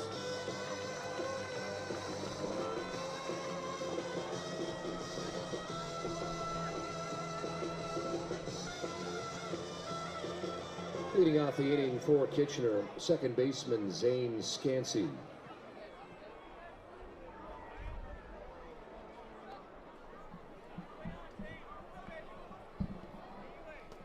Zane Scansey to lead things off here for the Kitchener Panthers. Top of the fifth, Alec Murray alongside Reese Dumani. And Scansey takes ball one. Reese, a final in the CBL. London able to survive. Barrie, 12-9 the final score. Again, Inoa with a home run in that game. What else is new? But it was a complete flip from what we were tracking on Thursday. That finished in a 2-1 final between Hamilton and Barrie. It was a track meet this afternoon up to 400. I tell you what, too, Barrie is struggling right now. Yeah, right now they're traveling for the wild card game. They're in a rut. They're in that last playoff spot. Obviously pretty comfortably in that last playoff spot, but they just really have hit a rut here, and it's not like they're losing games, Reese, by a ton. They just 2-1 the other night, 12-9 tonight. Like, they're in games. They just can't find ways to come out on top. And lost a close one to the Jackfish here a couple weeks ago. Fouled off. You know, and more times than not, when they throw Frank Garces out on the bump, you're expecting him to be a slump breaker. Well, it's tough to do that when your offense only scores once in a 2-1 loss. Garces did his job, but the offense just didn't pick him up.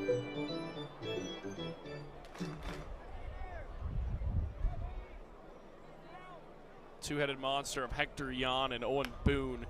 Might be the best 1-2 punch in the league this year. Yeah, it's up there. And you look what Hamilton can do with them, and Jan, outstanding against Barrie. They get the win 2-1. Boone, outstanding last night, only surrendering his 3 hits, Reese, until the Jackfish got to the bullpen, and then it was a ball game, but Owen Boone was outstanding. That's what we talk about with Hamilton, right? It's Boone, it's Jan. You struggle against their starters. Well, just have long at-bats and get them out. Because you can hit that bullpen.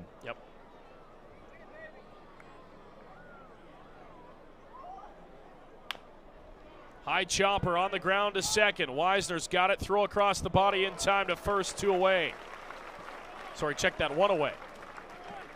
Center fielder as that'll bring in Rafi Gross. Jackfish bullpen, sans Eric Johnson, has been hittable as of late as well too, though, Reese. Yeah, he did hold the Red Sox in check on Thursday for sure. Did a really nice job of that, but yeah, the league's starting to figure him out a little bit. Chop down the line. That's a fair ball. That's extra bases for Gross on his way to second. The throw's late, and it's a 1-out double for Rafi Gross down the left field line. Shortstop Yusuke Fuji. That's the second extra base hit for the Panthers in the game. Their second double as Fuji, the man at the plate right now, had the first one, except his went down the first base line past Ethan Mann. Heck of an effort by Smybert there, but it looked like it took a funny hop as it transferred from the grass to the dirt and just popped up over that glove.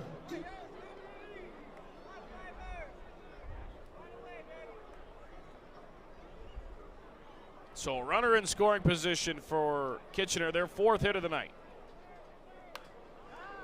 In on the hands of Fuji. Luther's got it. Strong throw to first. He beat it out. Bang, bang, play at the bag. Luther. His throw just late. I'll go down as an infield hit. When Luther had to reach back for that baseball, it looks like he almost overran it as he received that baseball to the side of his body. Normally you like to come around still at least with it in front of your chest. But it took a weird hop off to his left, and maybe that cost Luther.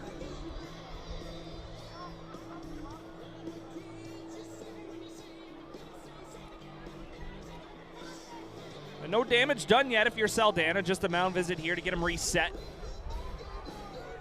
You know, you're going back at the top of the order here, so just find a way to get yourself a ground ball.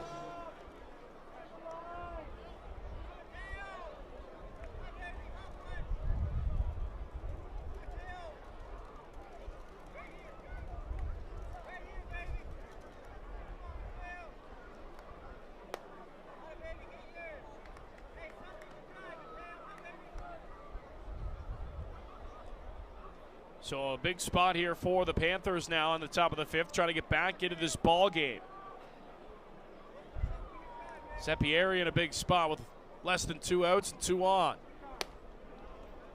Takes high 2-0. Pitch count for Saldana at 66. Right now, ratio is still really good. 43 strikes.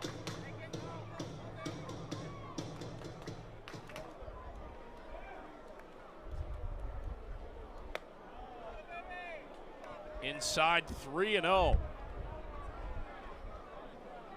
There's not a ton of space inside with Seppieri at the dish, but Jeff Rose says that ball was off the plate in.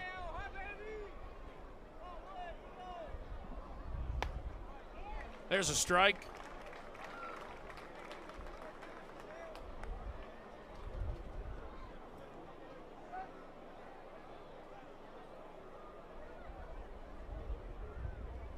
Three-one count now.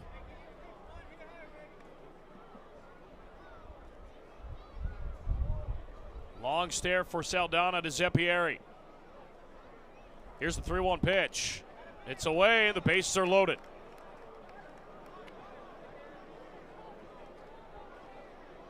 The wrong guy coming to the plate. Yeah, this is a really big spot here for Malik Williams. First baseman Malik Williams. And the scary thing is, Reese, he can get him within 1 run of this ball game with 1 swing of the bat here. Nowhere to put him.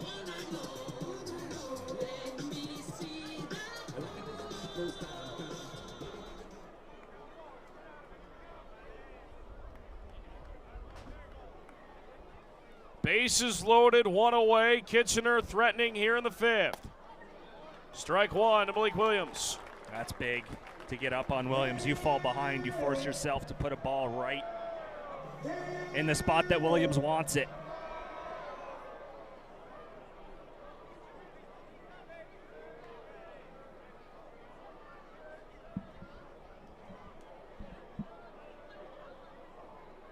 The 0-1 pitch, high and in.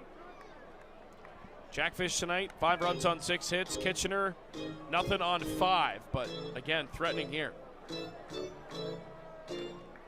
Yeah, this could essentially make or break the ball game. If you're the Jackfish and you get out of this, that is a huge boost coming up to the plate, but the Panthers can maybe make this place a little bit quieter. Malik Williams is going to shoot one into right field. That's down for a base hit. Will score 1, maybe 2. Here's the throw to the plate. It is in time. They got him. Throw to third, and they got him too. Yeah, you did. It's an inning double play. And Welland gets out of it. Kitchener only gets the 1. What a relay. Gideon to Luther. To Grant to gun him down at home plate. And then the awareness from Logan Grant to third base to turn 2.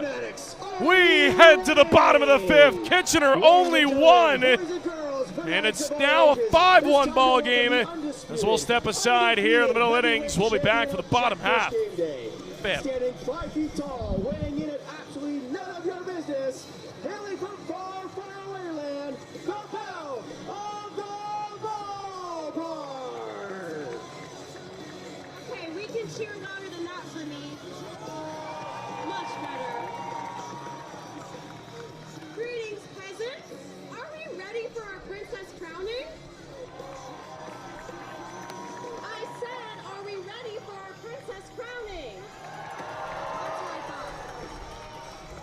Arizona, I am pleased to be here today to crown you our princess of the game.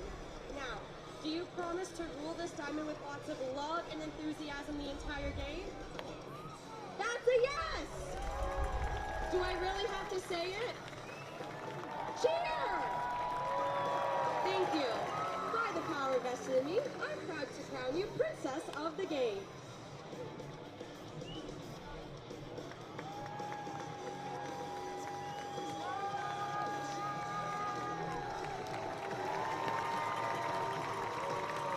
Fans, are you ready? Your group, your ball team, your birthday party can join us here at the pond.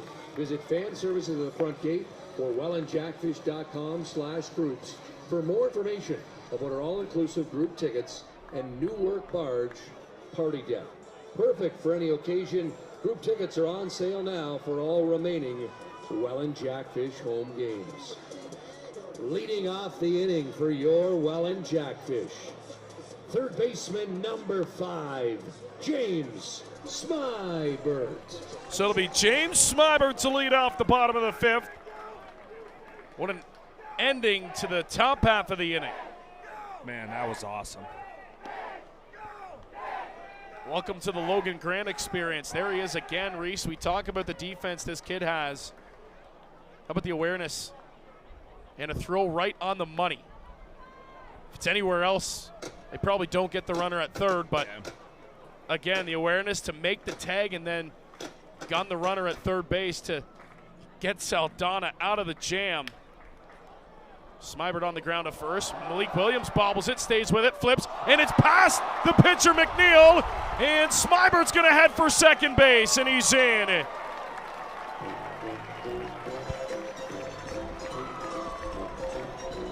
You could give Malik Williams 2 errors on that. One for the bobble and one for the toss. Your shortstop. Nothing Owen McNeil was going to do with that. Nope. Brendan Luther. See how it's scored. I mean, it's going to be an error and then a throwing error, I believe. Yeah. So an error on the ground ball and then an error on the throw for Malik Williams. That's 3 tonight now for him.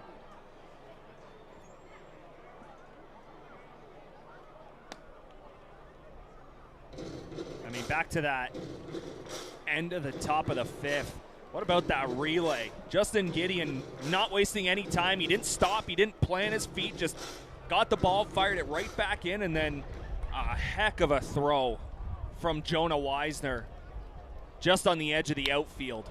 That's into center field by Luther. That's a base hit. Smybert will come around and score easily, and the Fish get it right back, 6-1. On an RBI base hit from Brendan Luther.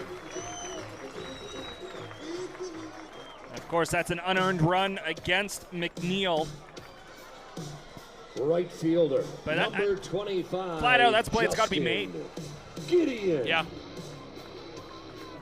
You know what you expect Malik Williams to make, of course.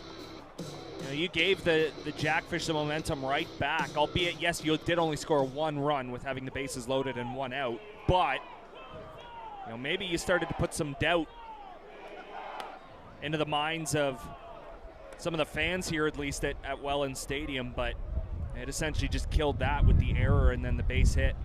I also, again, Reese, that's a base hit for Malik Williams. You still would have had the bases loaded with only 1 away. I'm not sure about that send. Like, who's running on Justin Gideon's arm? It's a flare to left field. Coming over into foul territory, Matteo Zeppieri to make the catch. Luther's got to hustle back to first. He will. Gideon's retired, 1 away. I think they're thinking that because the ball was in the gap, the Jackfish probably won't contest the runner heading home, the second runner heading home, I should say. But clearly they were wrong. Well, again, Gideon's probably one of the best well-rounded fielders in the league. You combine his speed, his closing ability, his ability to get to balls, his route running, and his arm. That almost hit Johnson again as he takes inside for ball 1.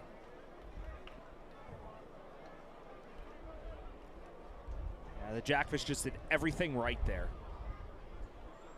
That's what they teach you in Little League. Get it into the cutoff, man. That's exactly what they did, 2-0. Yeah, airmailing baseballs doesn't help you one bit. Throw through the cutoff man, not over him. McNeil set in a 2-0.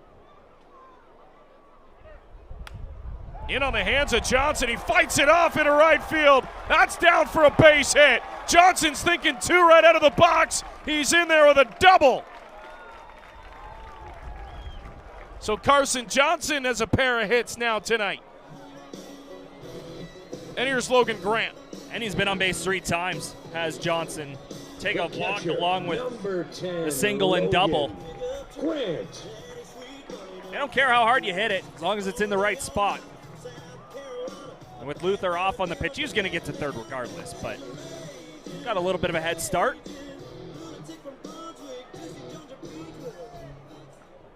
Looks like the Kitchener Panthers might be playing halfway, at least on the left side of the diamond. Offering is downstairs to Logan Grant. Just missed one in his last at-bat, Reese. Sent it to the warning track in center. Gave it a ride, just no wind.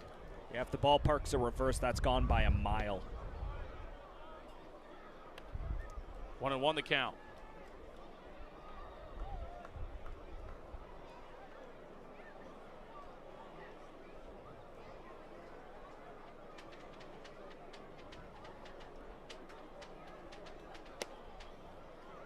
Two and one. I wonder if Kitchener, with the limited arms tonight, Reese, if this is a spot here where, hey, Owen, you got to get us to 7 or 8. Yep. Eat some innings. Regardless of how you're pitching, you got to get us. As Logan Grant's going to draw a walk. So the bases are loaded here for the Welland Jackfish now with only 1 away, and we're going to have a meeting here with fans at 50-50. Owen McNeil. Take home tonight. Take home 50-50. I think the tough thing for Kitchener, too, is yes, you do play tomorrow. It's a 2:05 start. Yes, you do return home. Be a big jackpot However, tonight. you have a very desperate ball club coming to town in the Barrie Baycats. They need to win. So that is a recipe for disaster for any opponent. Wouldn't have mattered if it was Kitchener or not. Like Barrie, there's got to be some level of guys PO'd about the results lately. Yep. So you go into a ballpark that's very hitter-friendly with the talent that the Barrie Baycats have. Now at the plate for the Jackfish. Center Guaranteed Old McGarry Doyle and Kenny George coming in with a little chip on their shoulder. Absolutely. Because at this point, I think this is a must-win game for Barrie. Yeah, we've got time left in the regular season, but they've got to win a freaking ball game. If you told me the Baycats, if the playoffs started today, they'd be on the road for the wild card game, I would have called you crazy. Yeah. Yep. Especially with the way they started the year.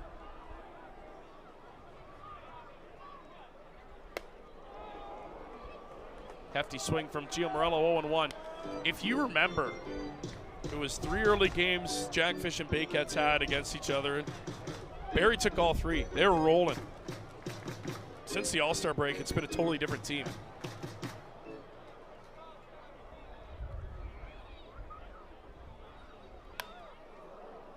Oh, and 2 to Gio Morello here. And you look at Frank Garces, and yes, he's still Frank Garces, but he's not the Frank Garces we're used to seeing. An ERA well over 3.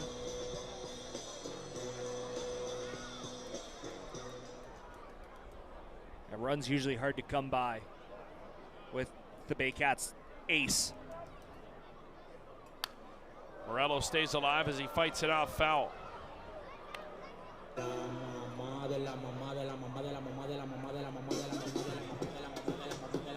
But lots of talent in that lineup for Barrie. No shortage of that. Yeah, they have a chance to have themselves a derby tomorrow.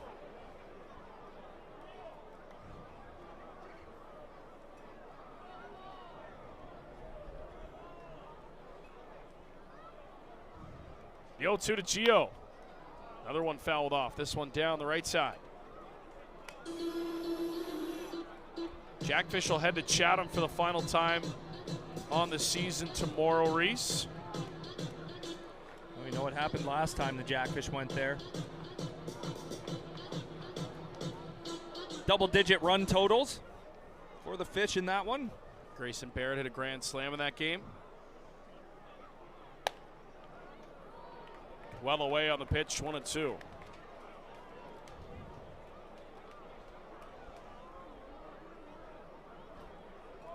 Barrett and Mullen both getting a night off tonight.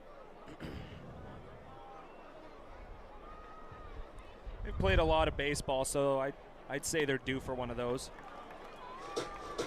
Barrett's been great since coming over in the trade deadline from Chatham-Kent. A couple of big hits for the Jackfish. Well-deserved night off for him. And with Robbie Mullen 4 days in a row, you had to figure Grant was going to get one of them. Great take by Gio Morello. It's a full count. Wow. How do you lay off that? It's a really good spot, Reese. That pitch started well away and then almost creeped back to the black.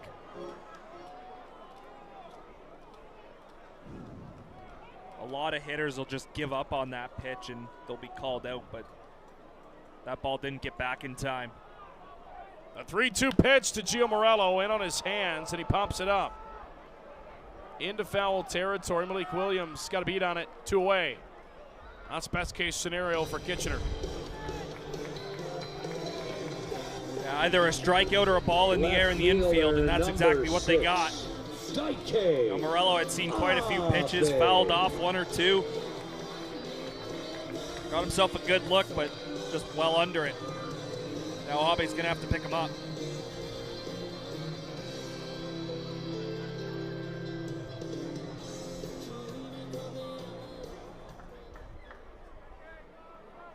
Also, how many downloads of Daike Abe's walk-up song do you think people have? Man, he's English isn't Englishing right now for me, Alec. He's a fan favorite. How many fans do you think have downloaded Abe's walk-up song? There we go. That's good. English was It's been a not, long weekend, eh? my strong suit.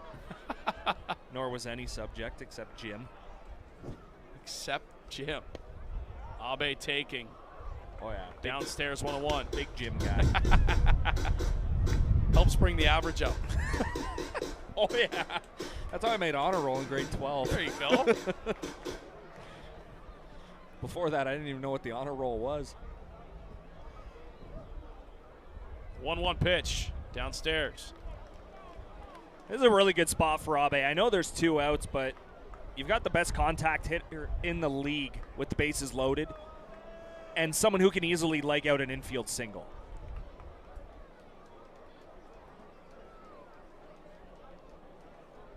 Center fielder Gross playing in, Reese. Yeah, that's interesting. Actually, everybody is. If a ball gets by one of those 2 fielders. I would say Penalve is the only one really playing straight up in right field, but Zeppieri seems a lot further in than he usually is. Gross, like you said, a little bit further in. If Abe can hit a gap or hit it over the heads, it might. If that goes to right center, that's an easy 3. It's going to go to left center. Cut off there by Gross. It'll be a base hit. Here comes Johnson. He'll score standing up. It's a 2-run single for Daike Abe. And the Jackfish tack on another 2. It's 8-1.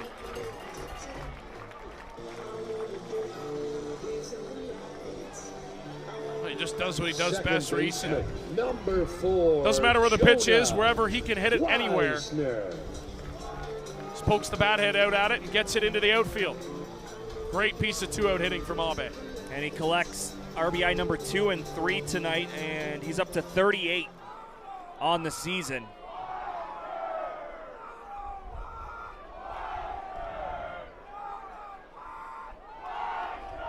Weisner takes to the dirt for ball 1. Still nobody up in the Kitchener bullpen. McNeil now approaching 40 pitches. Yeah, I'd say this is his game right now. And if you're Kitchener, where do you go? They didn't have anybody to start tonight to start with. Yeah, again, it's a very, very short or small pitching staff. 2-0.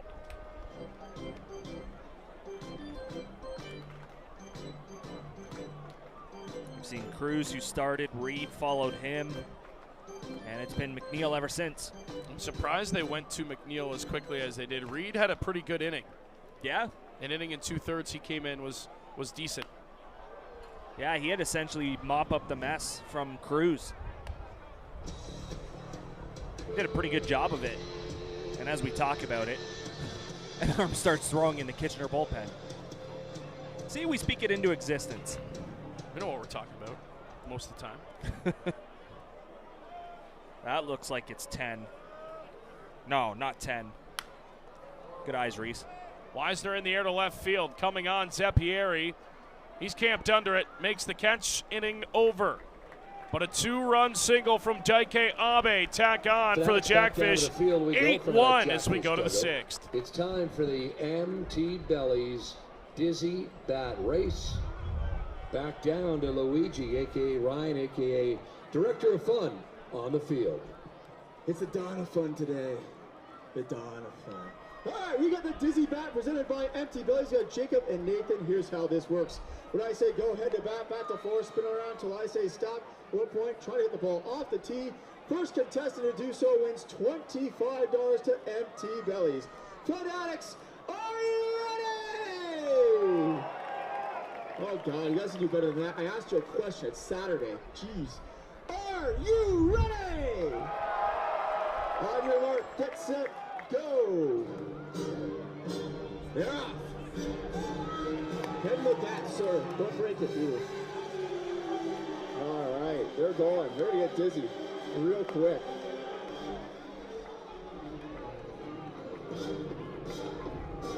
I don't like his chances over there.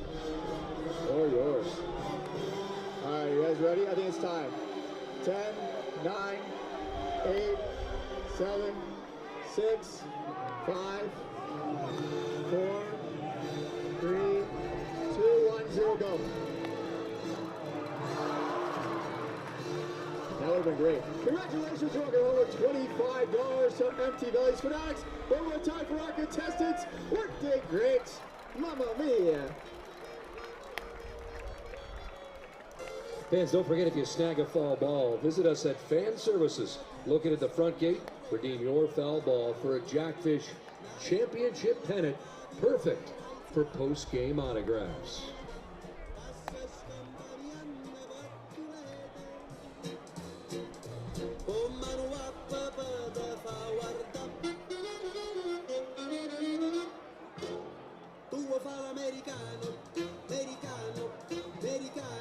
Leading off the 6th inning for Kitchener, right fielder Yasvani Penolver.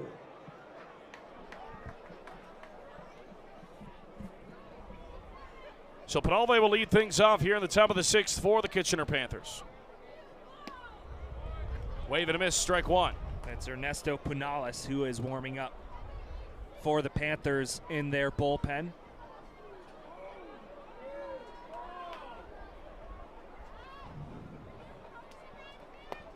Oh, 1 stays away. Saw Punales last time Kitchener was here in the ball game. Had a nice inning. Not going to blow you away, but a lot of movement. Throws from that side slot angle. There's a 2-chopper to second. Easy play for Jonah Wisner in time. Leadoff man is gone here in the 6th. Now the 4th putout of the game for Jonah Wisner. He's been fairly busy over there at second base. Catcher Junior and just continues to make every play look so simple, so smooth with the transition from the glove to the hand. Yo, where's ours? It's meatball sub o'clock. There's no shot you brought up a meatball sub, not for the rest of us up here. Oh yeah, he's got him for us. That's insane work. Yeah, now we're talking. Like, fire me up. Are we gonna have a little second? Are we gonna have an in-between inning? Yeah, we are. Little. Oh, this is heavy. That's in the air. Shallow left field. Coming on over to make the catch is Brendan Luther for the out. Man, that thing's a unit. Oh. The third baseman, Come on. Kiefer. Oh, boy. Look at that thing. The way you smelled that was unreal. Buddy, look at this. Look at this. We get Happy any Italian more Italian than that? Tell me I was on the camera when I was sniffing it. You were not. Okay, this is good. Did I even take a bite? You got me? Go for it. Yeah, you got me? Yeah, right. man. I got you. All right, here we go. Just don't get any on your face. I know there's a lot of sauce. It's getting pretty saucy up here. That one's fouled off. Okay, here we go.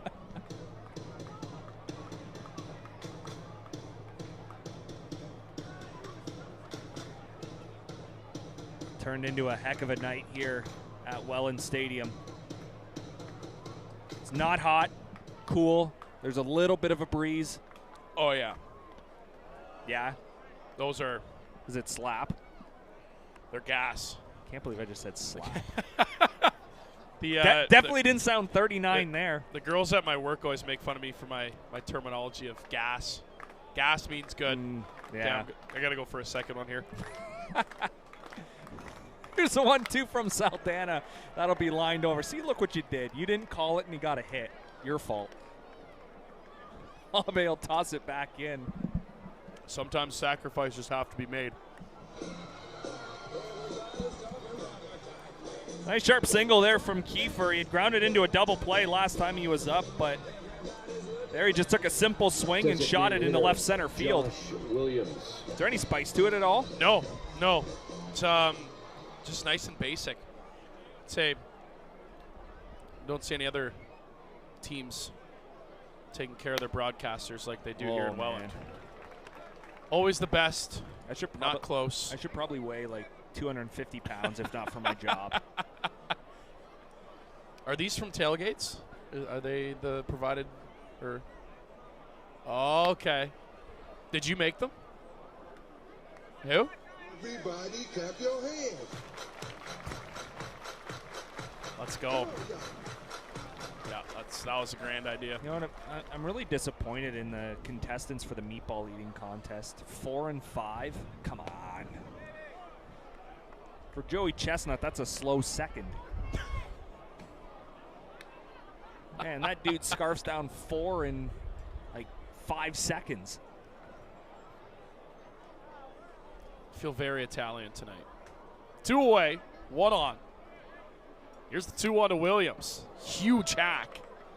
Fouls it straight back 2-2. I think he's going to grab some pine tar after that one. Not a Brody Black situation like on Thursday where the bat went into the outfield both times. I mean, he had a double. He did. But it was the bat instead of the baseball. Yep. Yeah, the bat went down the third baseline fair the first time.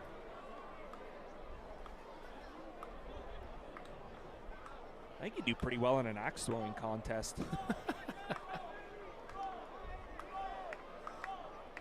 The 2-2. Chopper on the ground at first. Nice big hop there for Ethan Mann. And the inning is over. So Kitchener strands a runner. We go to the bottom of the 6th. We're going to step aside and crush a meatball sub, and we'll be back. With one lucky. Let me into my zone. Please don't let me into my zone. Wherever you go, wherever you stay, don't you forget that love is always coming your way. No matter how far, how broken you are, don't you forget that love is always coming your way. Always. What are you guys doing today?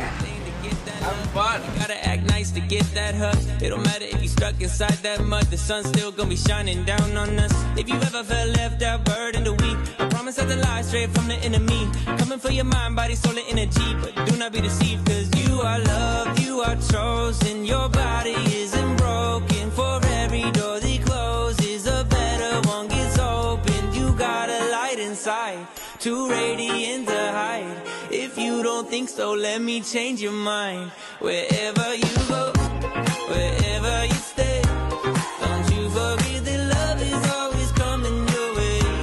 No matter how far, how broken you are, don't you forget that love is always coming your way.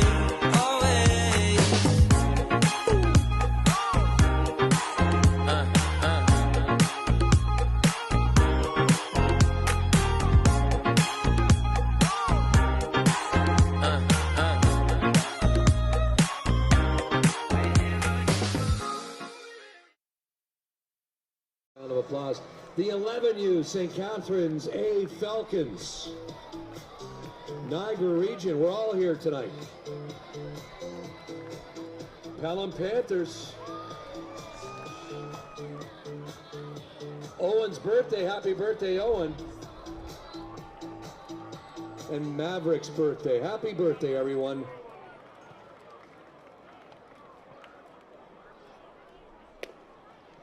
Now at the dish for the Fish, first baseman, number 15, Ethan Mann. Well, sometimes silence is the best representative. Oh my goodness. Tailgates did it again. Those meatballs are outstanding. Shout out to our concession gal, Chloe. Can't give her a hard time tonight after. No, I can't. I'll probably have to be nice to her now.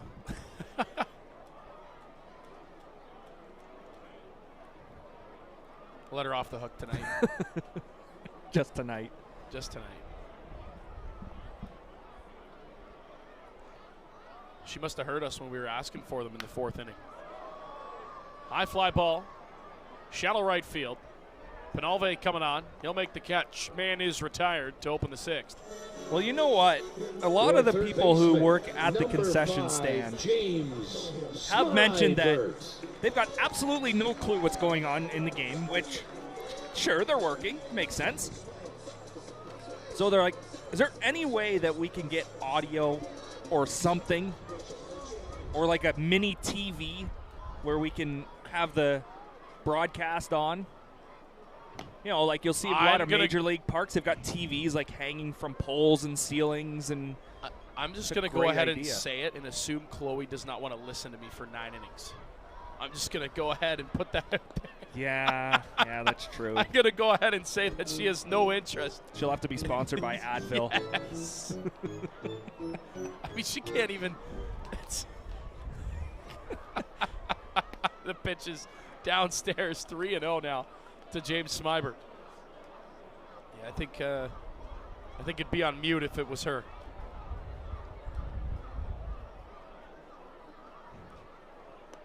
McNeil's 3-0 pitch. This ball 4 downstairs. 4-pitch walk to James Smyber, and he's aboard with 1 away, and that'll bring in Brendan Luther. The shortstop, number 20, Brendan. It's another pitch Luther. where McNeil tried to catch the bottom rail of the strike zone, but again, we've mentioned it already a couple of times. The first 2 games that the Panthers were here is there is a ton of glove movement from Junior Ibarra, and he does get his fair share of calls, which help out the pitching staff a ton. But that one there, Jeff Rose not falling for it.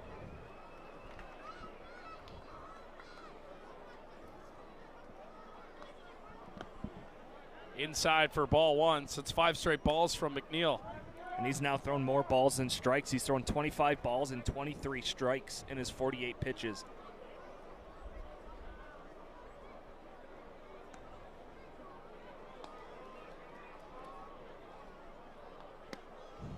Six straight balls. And he's not going to get anything close right now.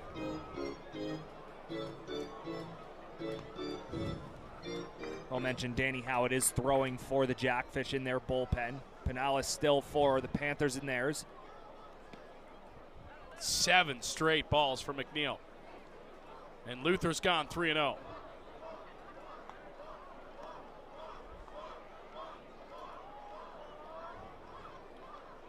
McNeil will step off and take some time here.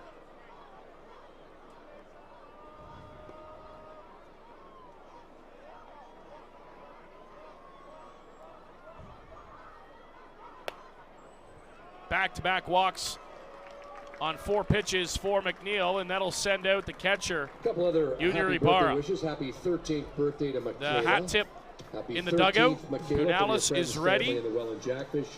And happy 89th birthday. Looks like they're going to leave McNeil in for now.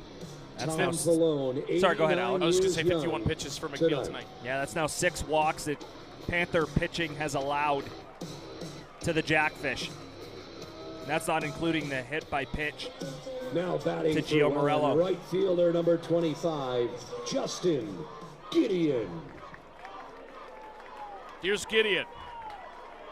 2 on, 1 away. And he finds the zone to Gideon for strike 1. Probably an automatic take. 8 straight out of the zone. You're not necessarily looking to swing until he can prove he can get back in the zone. The 0-1 pitch. Oh, and it almost hit him. To the backstop it goes. I don't know how Gideon got out of the way of that.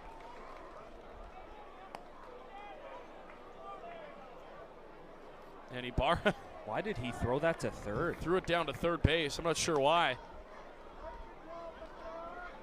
But both runners up 90 feet now into scoring position.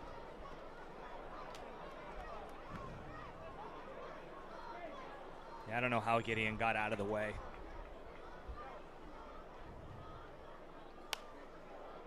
Gideon attacks 1-2 as he fouls it off the end of the bat. That was a pretty hittable pitch. Gideon's eyes looked like they lit up. Breaking ball left out over the plate, a little bit up too. You could see Gideon with his swing path. He tried to drive it into the left center field gap, but was just under it. And Gideon down looking on strike 3. And he has a few words for Jeff Rose on that call. Tough night for Gideon. Been a tough week for Gideon at the plate. Designated hitter number 13, Carson Johnson. Yeah, that's the second time he's gone down on strikes in the game. Went down swinging in the third. Now look to Carson Johnson to pick up Gideon. Johnson's been on base 3 times, twice with a couple of hits.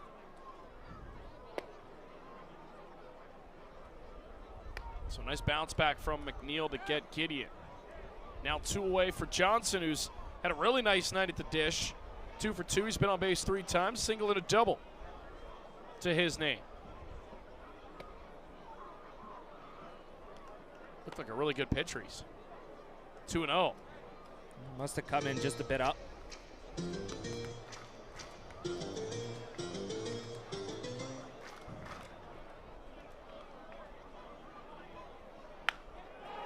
Johnson gonna get over the head of the shortstop. That'll cash Schmeibert. Luther gets the stop sign. He's 3 for 3 tonight. And he's been on base 4 times. Carson Johnson, have yourself a night.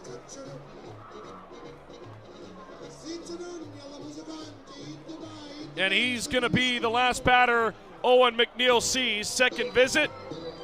Ernesto Punales into the ball game. The Miami, Florida native will come in, the 4th pitcher of the night for the Kitchener Panthers race as McNeil exits here in the 6th. And Punales, we mentioned the inflated ERAs for this Panthers pitching staff. He's no exception. Unfortunately for them, 8.10 ERA, a 2.02 whip. In 26 2/3 innings pitched, he struck out 21, walked 11, but has allowed 43 hits this season. And again, it is a little bit of a different look. He's not over the top, more from the side, which can throw off hitters. He's got that aqua bright colored glove on. Happy 81st birthday to Chuck Milne. Green laces. 81 years young Chuck Milne. Yeah, I still remember the days where Teal's Garage Senior anything but essentially black was not allowed. Yep. You know, you can get away with the odd brown colored glove, but Braden Farrington was the king of having gloves that he couldn't use in ball games. Well, I mean, he had an assortment of riches working at a baseball store. Oh, yeah. Like, man, he sold me my catcher's glove, my Wilson A2000. Hey, he had lots of style points. Oh, yeah, 100%. Lots of style points. Now I still remember the see-through glove he used in the All-Star game here. Number 10, it's unreal. Grant. Gotta have one style guy on the team. He also threw that entire season for London with a green Jackfish glove. That's hilarious. That's so funny. You know where the heart is. Oh, yeah.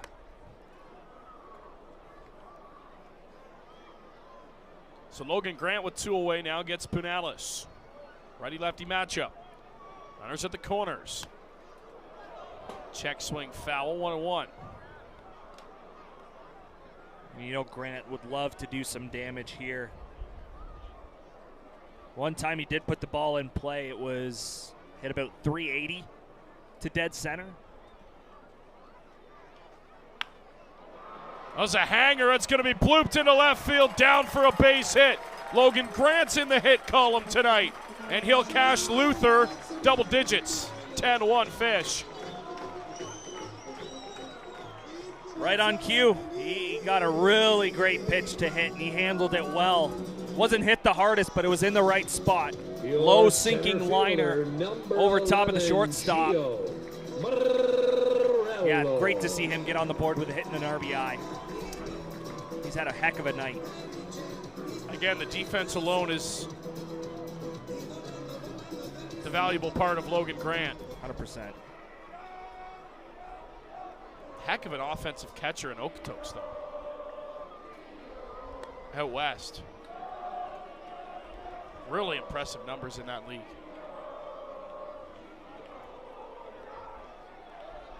See if Gio can do something here on his night. 2-0. Thing about that, too, is you think about all the travel in the WCBL. He comes here and thinks, oh, my goodness, you guys are royalty with your travel. Furthest you have to go is Barrie, which is what? Chatham. 2.5 hours? Chatham. 3? Yeah, it's probably 3. Yeah, good point. Yeah, and then another half hour. Yeah, that makes sense. Another half hour to Windsor. Yeah.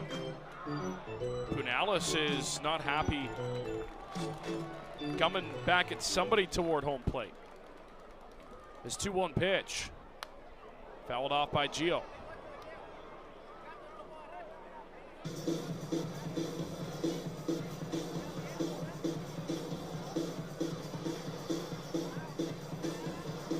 I'm not sure if he's talking with his catcher. Yeah. Very animated, though.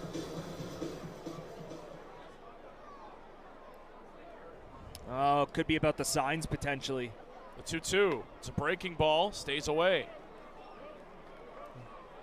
You just saw Ibarra start to stop using the fingers and go to the tap signs on his equipment. I was about to say hand signals, but fingers are on your hands, so that wouldn't have made a lot of sense. Gio stays alive. That one stings. Ibarra got him. He's slow to get back up. Yeah, that got him in the midsection. Yeah, and those chest pads are made to block baseballs that hit dirt first, not ricochet off wood. You know, goaltenders are kind of spoiled with chest protectors they wear. You get a 100-mile-an-hour fastball into the chest protector for a catcher. It hurts. Gio Morello turns on this one, high and deep right field, drifting into foul territory, and the catch is made.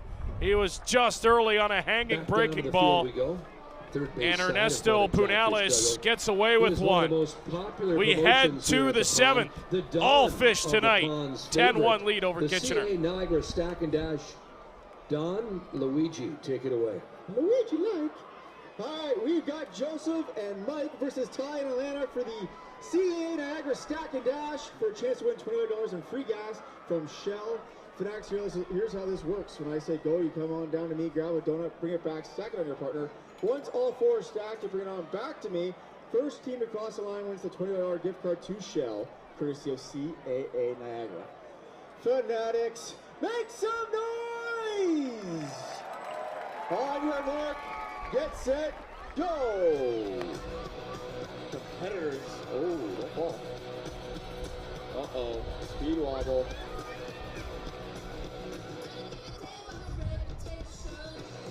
Let the donuts hit the floor. Let the donuts hit the floor. Thank you. All right, second donut in. I need some more volume. Thank you. That's all.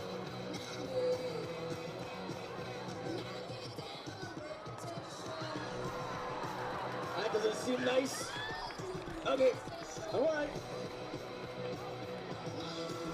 And that donut falls off, so you're in trouble.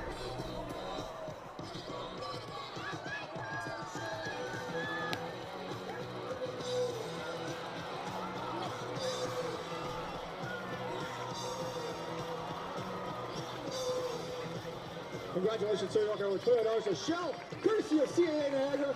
Fanatics, one more time for our contestants. They were pretty average. I'm kidding, they're great. Fans can't make it to a game, head to youtube.com/Welland Jackfish and subscribe to our official YouTube channel today. There you'll find amazing content and watch every home game live, presented by Young's Electric. Your attention, please. Now pitching for your Welland Jackfish, number 33, Danny Howitt. What a gorgeous night. Saturday night baseball here from Welland Stadium. Alec Murray alongside Reese Dumeni. First call to the bullpen for manager Brian Essery is the lefty Danny Howitt for the Jackfish. Nice outing from Abdil Saldana. Got into a jam in the fifth inning, Reese, but was able to get out of it with a heck of a double play. Really, other than that, he scattered a pair of hits, but he was real good tonight against Kitchener, as that's a fly ball in his center. Catch is made by Gio Morello, one away. Yeah, the ever so popular 9-4-2-5. There you go. Play. Gideon to Weisner to Grant to Smyber. Happens often, right? All the time. Just like a 6-4-3, baby. Or a 5-4-3. Which one do you want? That was like a screwball off the end of the bat. It bounces foul. And Jackfish with 2 double plays in the game. One the traditional way and one off of that relay.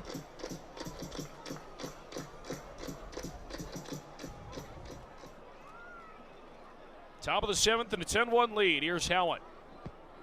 Downstairs, 1-1.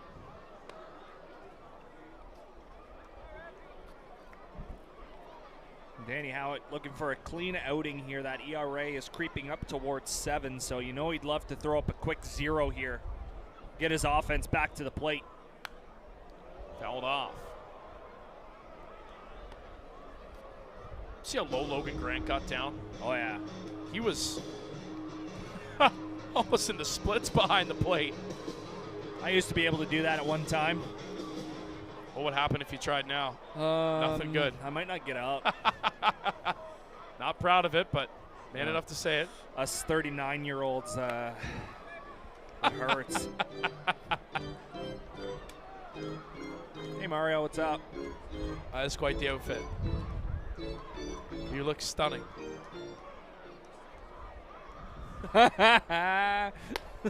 Italian Heritage Night. You look great. You got the... I watched the Mario Galaxy movie last night, too. It was okay. Yeah, the first one's better. It's just about as good as your anthem tonight. The 3-2 pitch. Howitt got him swinging. 2 away. Yep, fans, Jarrett's loving it. You're loving it. That's 5 strikeouts, free French fries at McDonald's Welland locations tomorrow. Now batting for the Panthers, shortstop Yusuke Fuji. So here's Fuji now. 2 away and nobody on. Great crowd in center field tonight, Reese, taking in this ball game tonight. Yeah. I don't see a fire going, though. Maybe still a little bit early for that. See if we can get a look at them out there. There they go. That's got to be one of the best spots to watch a game from.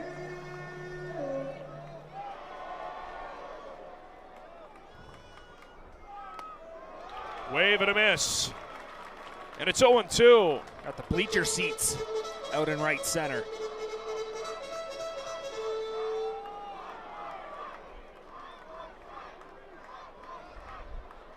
Howitt will deliver an 0-2 on the way home.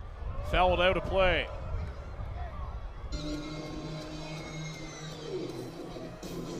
Berm's full 2. Great night here at the ballpark. Full house. Yeah, again, it's not a sticky warm. It's just the right temperature to enjoy the ball game. Nice little breeze as well, too. Yeah. Yeah, the humidity is really what makes it yucky. Yeah. But, yeah, you're right. It's a beautiful 23 degrees outside, I believe. 22, 23. Here's the pitch from Howitt, high and away, 2-2. We're just getting into the time where the green starts to shine at towards the base of the light standards. The 2-2 from Howitt. He got him! Fuji down on strikes. Howitt, a pair of strikeouts in his inning. As he goes 1, 2, 3. Time to stretch it here in the middle of the 7th inning. Jackfish on top 10-1. You're tuned in to Saturday Night Baseball here from the Rose City. Thank you, Rodney. All right, Fanatics, welcome to Italian Heritage at the Pond.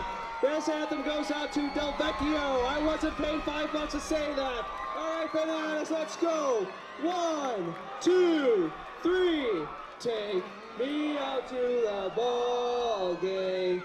Take me out with the crowd. Buy me some peanuts and Cracker Jacks. I don't care if I ever get back, for it's root for the Jackfish. If they don't win, it's a shame, for it's 1, 2, 3 strikes, you're out at the old ball game. Hey, Dom, hey, Reese, throw those glizzies into the crowd right now. Make some noise, Fanatics!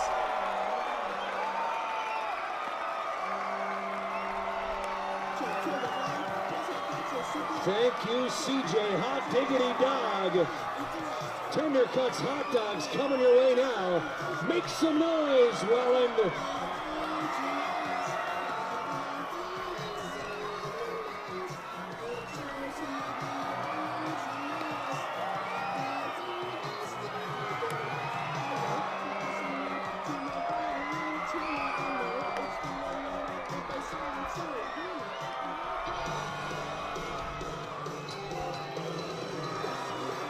Leading off the 7th inning for the Jackfish, left fielder number 6, Daike Abe. Oh, this stadium got up in the half-inning race. Bottom of the 7th we go. Jackfish up 10-1. Hot dogs being thrown into the stands. All is well here tonight, as the Welland Jackfish looking to get back into the win column on the weekend. 1-1 so far out of 4 games to go, as it's strike 1 to Daike Abe. This might be a stupid question, and you can tell me if it is. How do the hot dogs not fly out of the wrappers when they're thrown?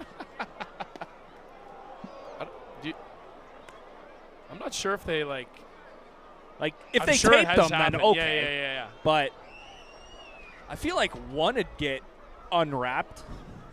They huck them up there. You know, maybe one gets poorly wrapped, so it flies out. These are the things I think of. Abe on the ground to short. Fuji, gotta hurry. Get him. 1 away.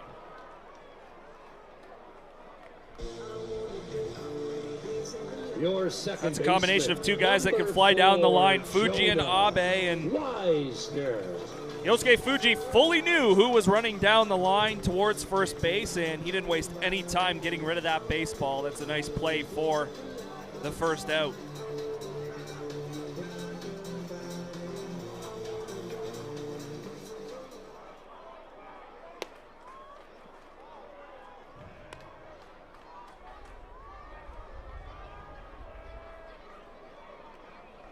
Punalis 1-0 offering. Little hesitation in his windup, 2-0. He's working really quick right now. A lot quicker pace than the previous 3 Panther hurlers. The 2-0. Finds plate for a strike.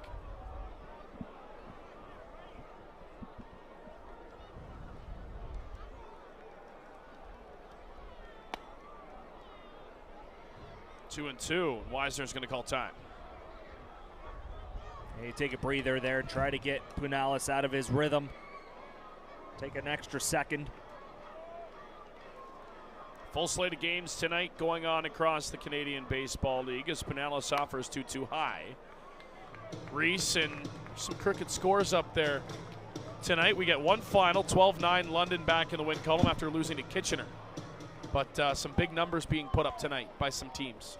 Yeah, the Guelph Royals with 8 runs on the Brantford Red Sox. They're not even through 3 innings at Hastings Stadium. That game is an hour and a half old, and they are not through 3 innings. That is going to be a long night in Guelph tonight. I am thankful we're here. But Torres, Dos Santos, leader, all with doubles in the game. The Royals have also left 4 on base and have still scored. Oh, well, that just changed. It's now 9-1. Guelph over Brantford. And complete opposite in Toronto. Barnstormers and Maple Leafs 0-0, top of the 3rd there. They're catching up, and they started half an hour later. 1-0 pitch. 2-0 to man.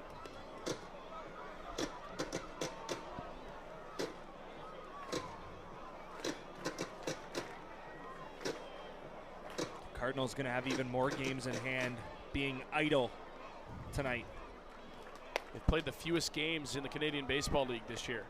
Man, and yeah, it's single digits. It's less than 5, but really, it feels like they're not even close to playing the same amount of games as everyone else. A lot of rainouts in Hamilton this year. A lot of cancellations. 3-0. A called strike.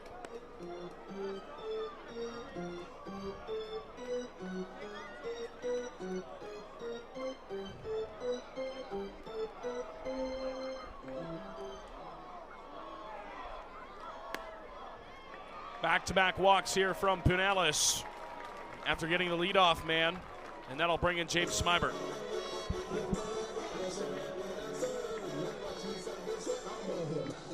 Punalis up to 25 pitches on his night.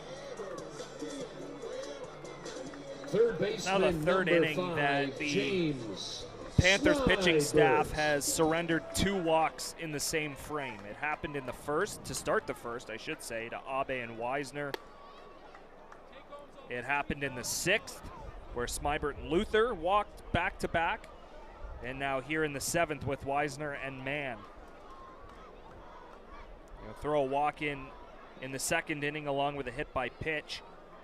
8 free passes handed out.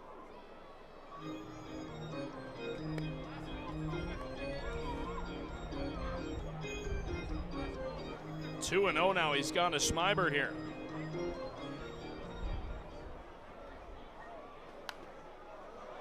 Fouled off.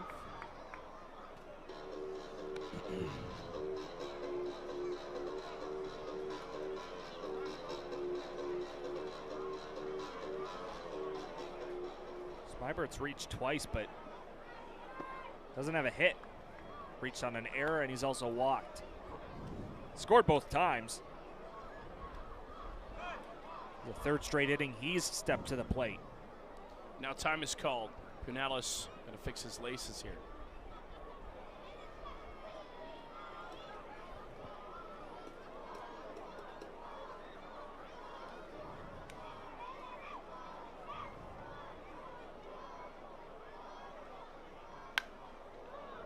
Hammered that ball, but well foul.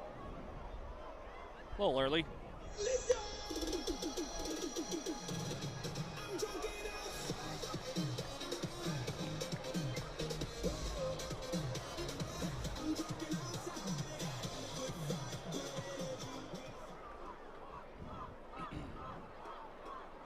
The 3-2 is outside, and it's 3 straight walks, and Punalis screaming back at Jeff Rose, come on. I'm shocked. And I think if there was another thing out of his mouth, he would have been out of here. Yeah, I think you could hear that up here, Reese. I think the strike zone just got a little smaller, 20, despite the score. Luther. You could see Jeff Rose step to the side and look out. But we could hear that up here. Yeah, he got very animated. Well, again, and for Punalis, Reese, 17 balls, 14 strikes. You're not going to get a close call. Nope, not at all. You haven't earned it. He's walked the bases loaded here in the 7th. And it's a called strike to Luther. Everybody clap your hands. Come on.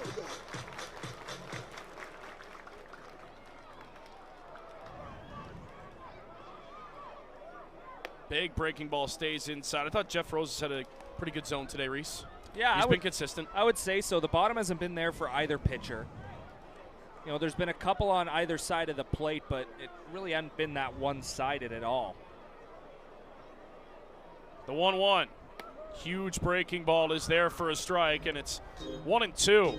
I think that stayed up a little bit more than Punalis wanted. Normally, you'd love for that to finish in the dirt. I'm shocked Luther took that all the way. Looked like a pretty good pitch to hit from up here. A 1-2 to Luther. Fastball right back up the middle, through into center field. Base hit'll cash 2. Here's Mann, he'll score. 2-run single for Brennan Luther. Extends to a 12-1 lead.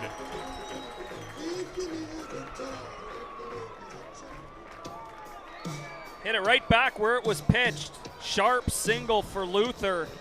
He's now got 3 RBIs in the game and up to 32 on the season. And he's reached in 3 straight innings to follow James Smybert. And now you'd love to see Justin Gideon get on the hit column here. Yeah, this dude needs a hit right now. Pretty sure everybody else in the starting 9 has at least 1 base hit tonight. It could be incorrect. That's high and in on Gideon, 1-1. One guy, Smybert, does not have a hit. He's reached on 2 walks and an error. But everyone's reached, but Justin Gideon. Dang, he knew it too. You saw the little bit of a tilt to the head. Again from up here, looks like another really good pitch to hit, Reese. The 1-2 pitch on the way to Gideon. And he goes back fastball and stays away. So again, that's the second or third straight time Punalis has got ahead 1-2, and then he's gone back to the fastball after the breaking ball. It's a trend these Jackfish hitters have seemed to pick up. Luther knocked it right back up the middle after laying off on a changeup. And now Punalis is going to step off. 2-2 count here to Gideon. Probably just wanted to reset there. Really no intent to throw to second base. Neither middle infielder really watching Smybert. The 2-2 pitch. Good hold. It's a great take from Gideon. You saw you wanted to attack that, but that was a heck of a job to hold up there.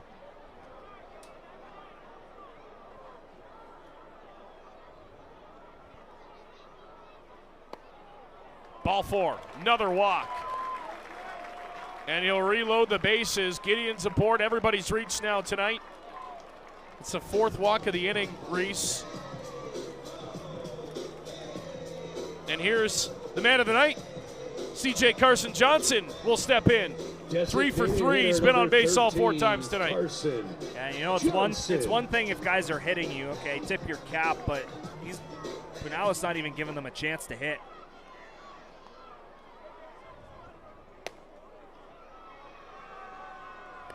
There is action in the Panther bullpen now.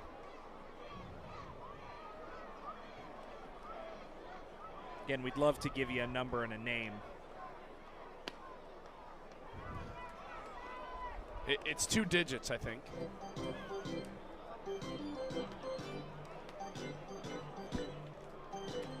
That's 25. That's Jorge Mignetti. 45? Then that's Gavin McLean.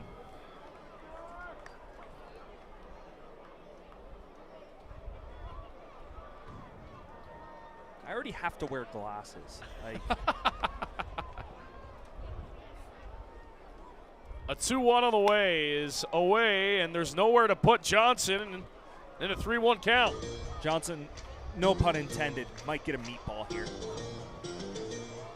Fitting its Italian heritage night, but he's got to throw him a strike. He walked him.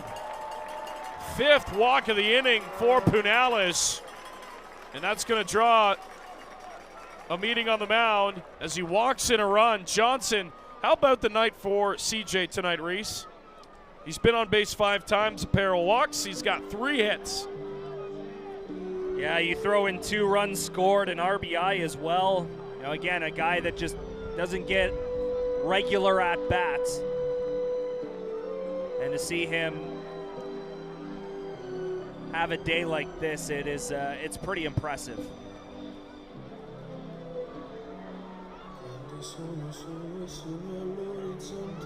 Is this a song from Step Brothers at the bleeping Catalina wine mixer? It is. It is. Catcher number 10, Logan Grant.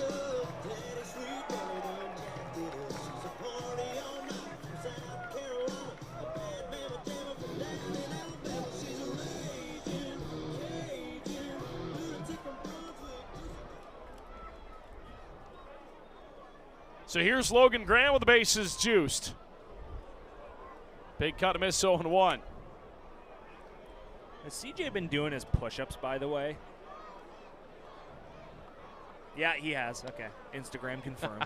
All right. We're good. The 0-1. That ball's hit hard. Deep left field. It's back in front of the wall. Hauled in. Tagging from third and scoring is Luther. So a sac fly, another ball that Grant hits well, just comes up short. 2 away now, but another run across to make it 13-1. Just needed a few more feet. He tried to go oppo taco. But hey, he gets his second RBI of the day, and he'll take that no matter what. So again, back-to-back in the lineup, Johnson and Grant. 2 guys that don't get regular at-bats are having themselves a day.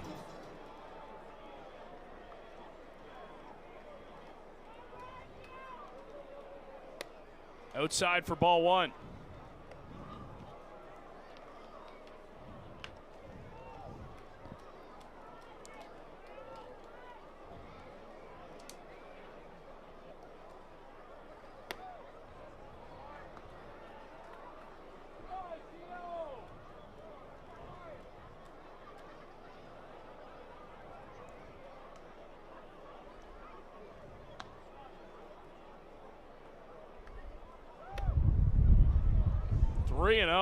Yeah, green light him. To Gio Morello. Gio night. Green light him. I'm just waiting for Gio to do something here tonight. I'm waiting for him to hit the furthest ball he's ever hit in his life tonight. A little bit of that Italian power. He was taken all the way. That's a good pitch to hit. The Italian stallion.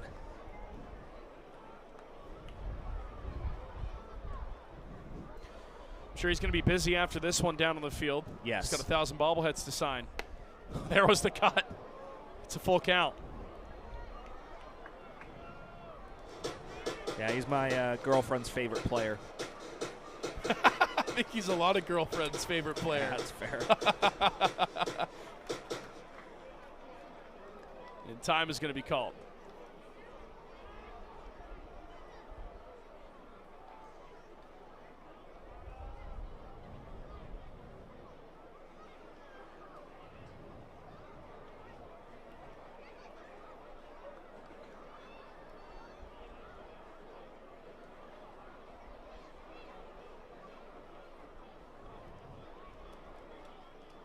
The 3-2 pitch is inside, ball 4. Punalis was walking to the dugout, and again he's barking at Jeff Rose, and he's been tossed.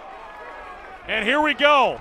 Punalis is now charging toward Jeff Rose. He's been thrown out of the ball game, and he is red hot.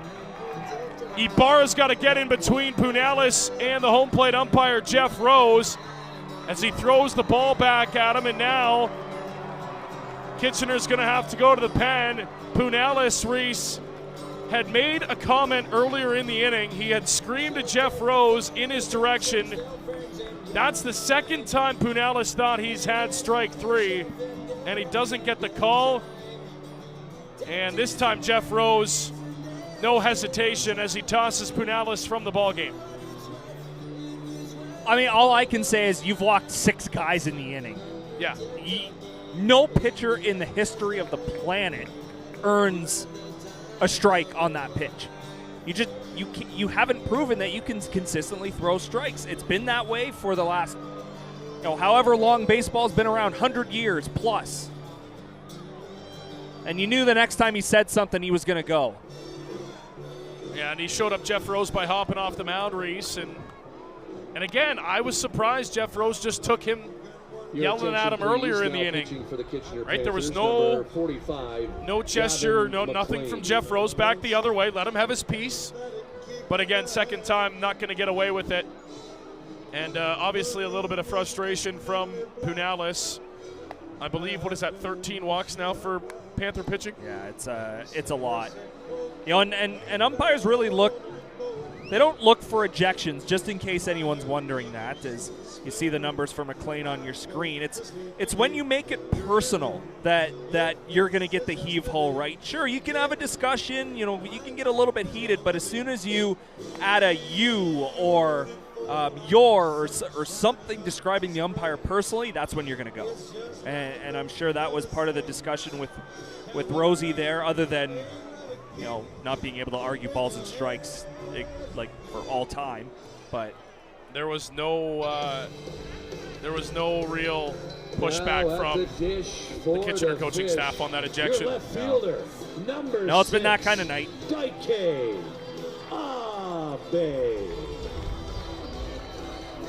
So fifth pitcher for Kitchener tonight. 6 walks in the inning. And another guy for the Panthers who's been hit a ton. ERA well over 10 and a whip well over 2.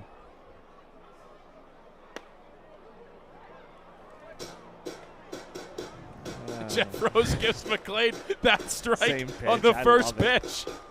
That's so funny. What a beauty.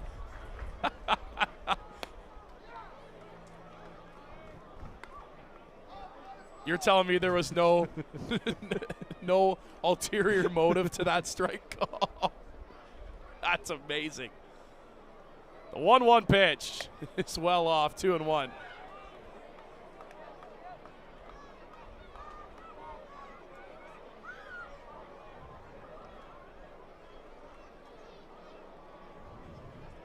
It's usually the one thing you can't argue in baseball, and it's always a short leash. Balls and strikes. If you're going to argue it, you're going to be gone pretty quickly.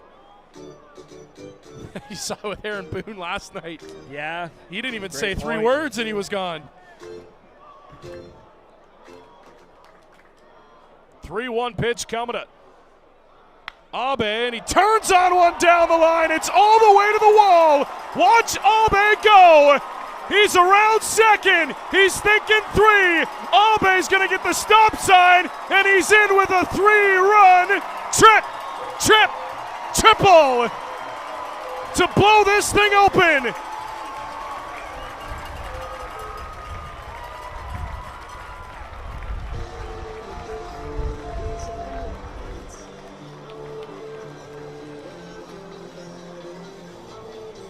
Make that a 6 RBI game for Daike Abe. 2 runs scored, 3 hits. He is simply amazing. So all 3 of those runs charged to Punalis to bring his ERA to a lot higher than it was. High chopper to second base. Scansey coming on. Going to be a tough play. Throws it away. Run 18 will cross on a throwing error from the second baseman, Scansey.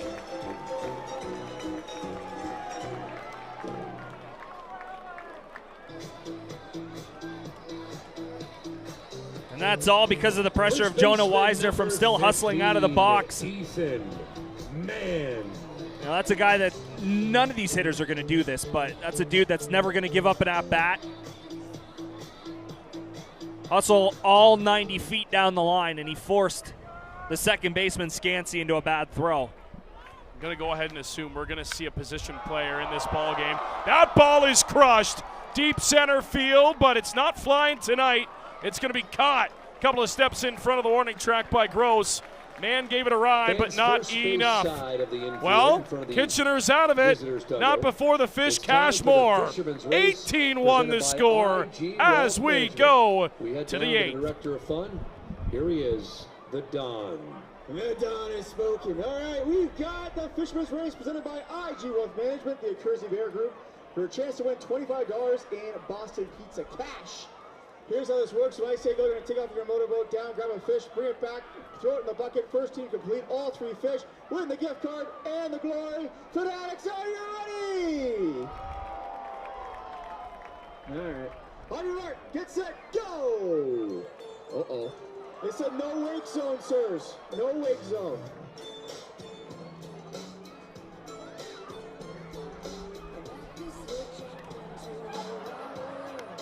What'd the fish do to you?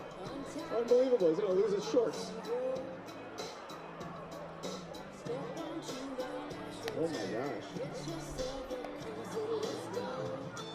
You got to go back, guys. You got to go back. Come on. Here, go get it. Go get it.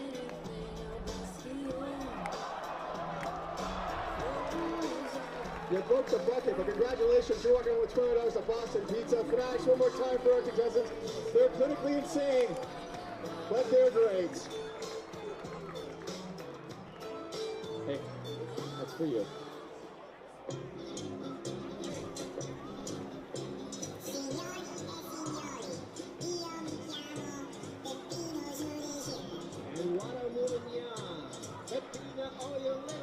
Fans, don't forget, want to get involved with the fish? Corporate packages are now available. Learn more at wellandjackfish.com/corporate or call 905-735-9834.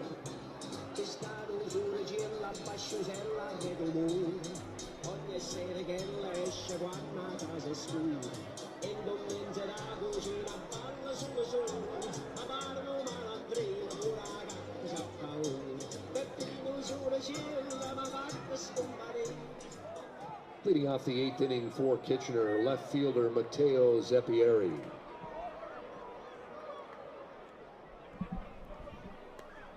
All right, to the 8th we go. 18-1. That last inning might have the craziest stat line I've ever seen. Break it down for us, Coach. 8 runs on 2 hits and 1 error. And 6 walks. That ball's hammered. High and deep to right field. No doubt about it. It's gone. Absolute moonshot off the bat of Matteo Zeppieri. And Kitchener closes the gap to 16 on a solo shot. Bro, it's 18-1. Run the bases. Like, why are we watching a home First run? baseman, Come on. Malik Williams. Oh, he got all of it, Reese. He crushed it. Like, seriously, run. You made it 18-2. It was a shot. Don't get me wrong. But it's 18-2. I agree. No, I'm not saying it's going to happen because it's 18-2, but the major leagues, the next batter gets plunked. Danny Howitt's not that kind of guy, but and again, old school baseball. What's Howitt's job, Reese? It's put it in the strike zone. Yep, pretty much. If they beat you, they beat you, right? No such thing as a 16-run swing. So, again, no point. He blew a kiss to the crowd. That was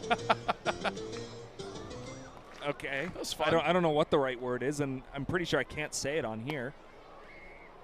Downstairs, and it's 3-1 here.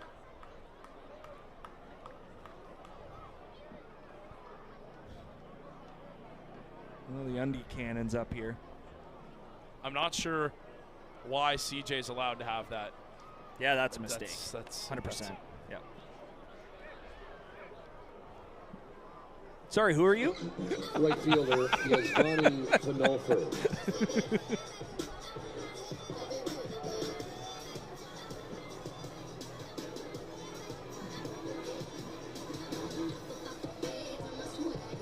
Looks like we're going to have a pinch hitter here, too. For Kitchener, number 2, Jamie Caprell.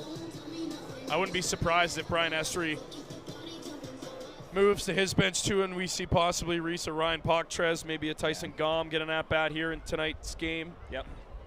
I could also, I wouldn't be shocked if he didn't make any changes at all because, again, these guys need to get at-bats and they need to get back into the swing of it. No, I couldn't agree more. And Brian Essery's not a guy who will just voluntarily go to his bench because it's a big lead. He picks his spots pretty precisely. Yeah, you know, there's a certain respect you have to have for the game of baseball no matter what the score is, and I think that's part of it. Understanding that there's a bigger picture other than, you know, continuing to score runs in already a 16-run lead. You know, tomorrow you go to Chatham, and they've won some games by playing spoiler the last couple of weeks. So that's exactly what they're going to do tomorrow, too. I tell you what, between Toronto and Chatham, it'll be interesting to see what they can do because Toronto's actually picked it up the last couple of weeks. Like, and again, Yasiel Puig's actually, like, he's playing like you would have expected him to play. Cabral down on strikes on a wave and a miss, one away. But it shows you how different that team is when he's swinging the bat the way that he is, Reese. And again, Toronto beat London yesterday. Chatham beat Hamilton this week. Panthers, number 54, Jackson it's always fun. And don't look now, but the Red Sox have scored 4 runs in the bottom or the top of the 4th. It's now 9-5 in Guelph. They're only in the top of the 4th. They just got out of it, so it's bottom 4 now. 9 o'clock. 2 hours to play 3.5 innings. Oh, boy. That is rough. Ground ball to Wisner. He'll throw out his 5th put-out of the night. 2 down.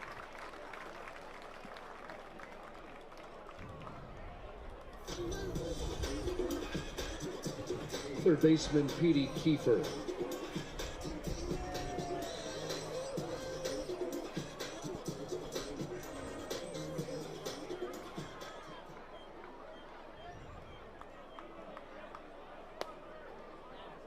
Called strike to Petey Kiefer, 0-1.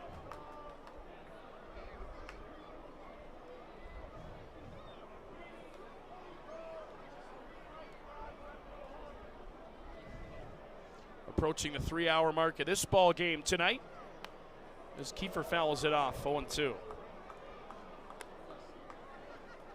I'm not sure what the heck's going on in Toronto, but it still says no score, top of the 3rd. It's been the top of the 3rd for half an hour with no runs scored. It's tough in 2026 to not get cellular in the most populated part of the country. Taike Abe with a hop makes the catch. Fans focus up. And that will be the inning. So they get one on a solo shot from Matteo Zeppieri, but we go to the bottom of the 8th. All fish here tonight, up 16.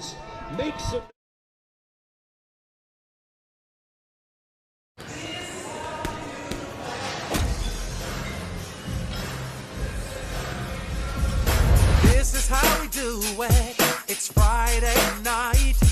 I feel alright. The party's here on the west side. So tip up your cup and throw your hands up and let me hear the party say, I'm kind of buzzed and it's all because this is how we Want to feel more? Crunch Fitness is how you do it.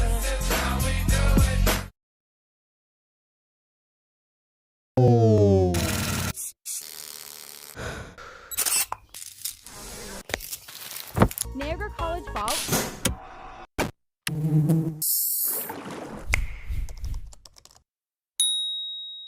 Did you know your dollar does more in Niagara with Penn Financial? And you get the same benefits and rates, except we get to know you better, like true neighbors do. Penn Financial, Niagara's truly local credit union.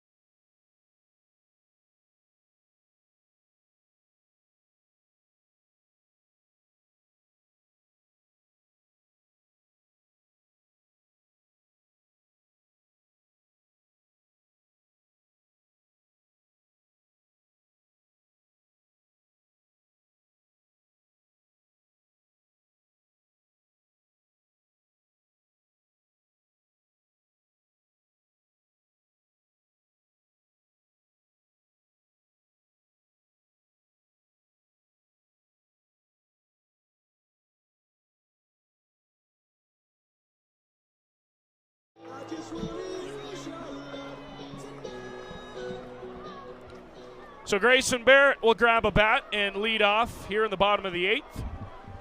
He'll pinch hit for James Smyber as Barrett takes Hine away for ball 1. Well, try to get you the defensive switches as well. Cook is behind the plate for Ibarra after pinch hitting, and I believe Cabral went straight out to right, so straight switch with Penalve. 2-0 to Barrett. Looks like Luther and Gideon will hit in order.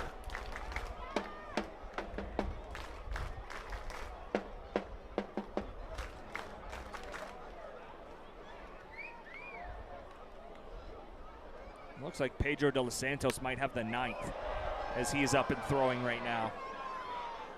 Barrett fouls that one into the parking lot. 2-1 the count. Again, I think that's another guy that needs a quick 3-up, 3-down inning and a 0 on the board. Yep. And again, he was used so much off the rip this season. He was so good.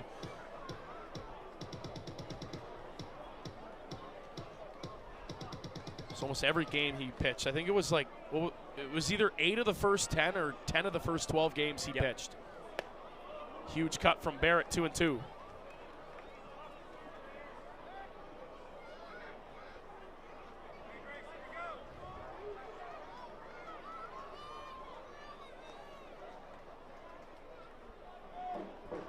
The 2-2 pitch on the way. It's away, 3-2 full count.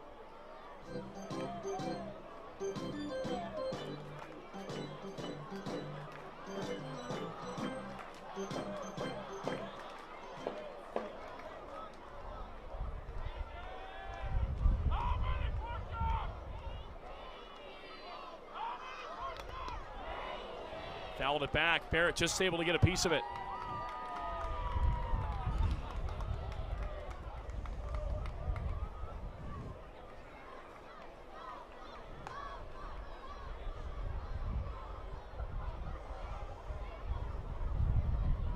This would have been the 4th straight inning Smybert would have hit in if he still hit in his spot. Another payoff on the way to Barrett. Off the end of the bat, flare into left field, late break. Zeppieri will now make the catch.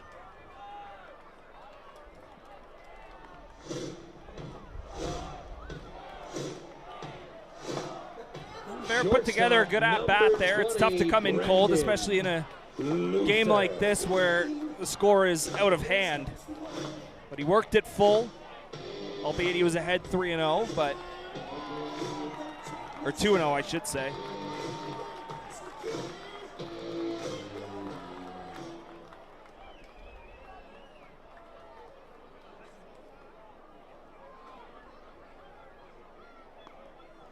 McLean comes set. First offering to Luther, well away.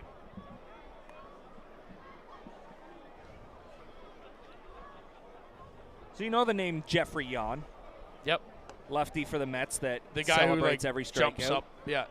Yeah, he's going to get fined in kangaroo court tonight. So he did one of those strikeout celebrations. It was called the ball. Emphatically challenged it and was wrong. The pitcher challenged it. Yeah. Jan challenged it himself. So that's a fine. It's a called strike, 2-1. That's amazing.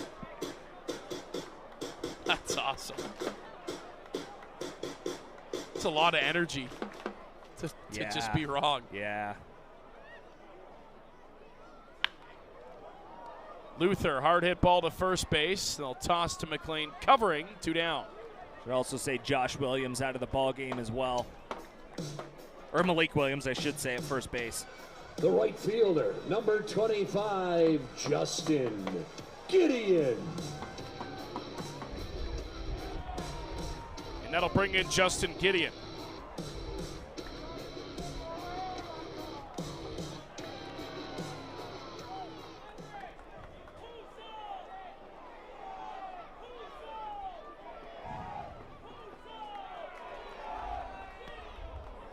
Wave and a miss, 0-1.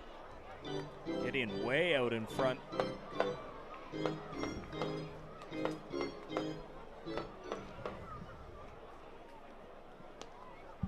Trying to keep the carbs down, Roddy. Say, Alec refused to eat tonight. It was weird.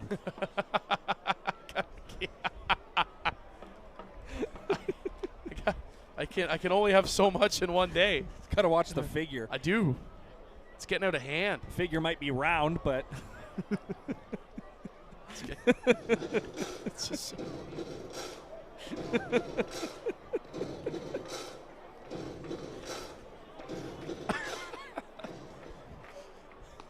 I prefer cut. All right, okay.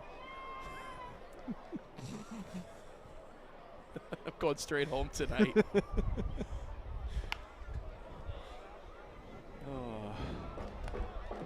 Man, it kind of felt like a perfect night for fireworks, but we don't got them tonight. It is gorgeous out. Panthers want to get through this and get out of here. Tonight, a 2-2 count to Gideon. High and away. Yeah, Kitchener isn't the most fun drive in the world from here. Pretty well go on every highway known to man to get there. Especially the highways you got to take to get here from there. Yeah. No thanks. 406, QEW, 403, up the mountain on Highway 6, Highway 78. The Skyway, that's all you had to say. It's ball 4 to Gideon. The Skyway. That's Yeah, it. That's all that matters. Because, yeah, probably half those lanes are closed like they always are. Or someone crashed like they always do on that bridge. The designated hitter, number 13. It's always Carson something. Yep. Johnson. Yeah, you know, I got to tell you, the government is renovating the wrong Skyway. Yes. Let's throw some lanes on there. They don't need an extension here, but I'm not going to get into that. I might get fired for my opinion on our provincial government. So.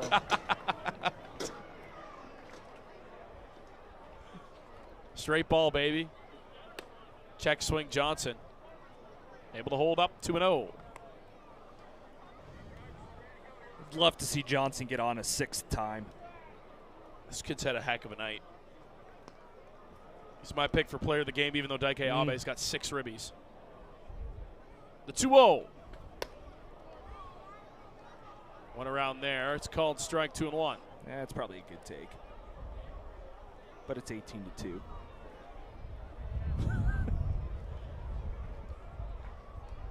Even Benchy's moved into the third base coaching box. 2-2 the count. All the backups are in tonight, including no days Benchy. off for Pat, though, at first base. Attaboy. Love it. Recky's taking the rest of the game off after he already took Thursday off, so might as well take part of this game off too, right? There's Pat, never standing inside that box.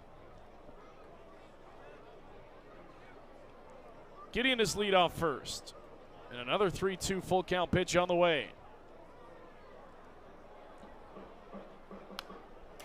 Fouled off by Johnson. It's a really nice spoil because I think that pitch is called. Probably catches the outside black. Actually, a really good spot for McLean.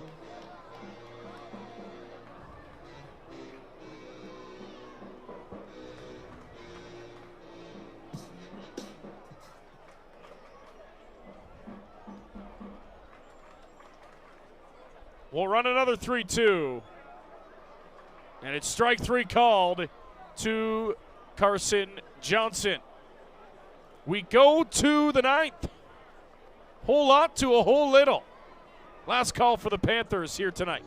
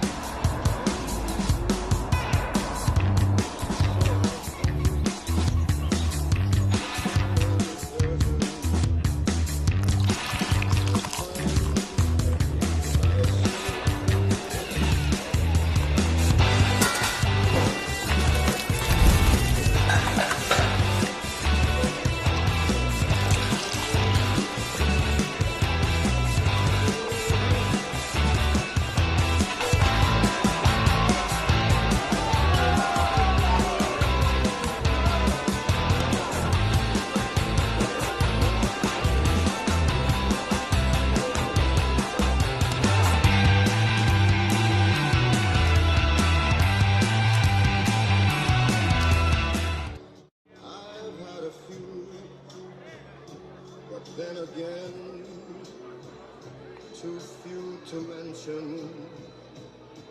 I did what I had to do,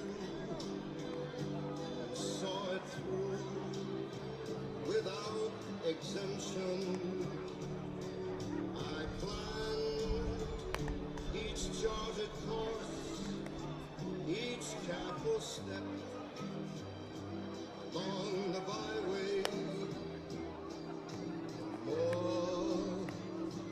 Your attention, please. Now pitching for the Welland Jackfish, number 39, Pedro de los Santos.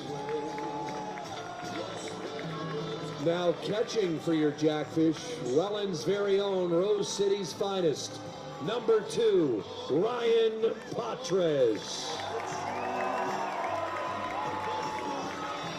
At third base for Welland, number 13, Carson Johnson.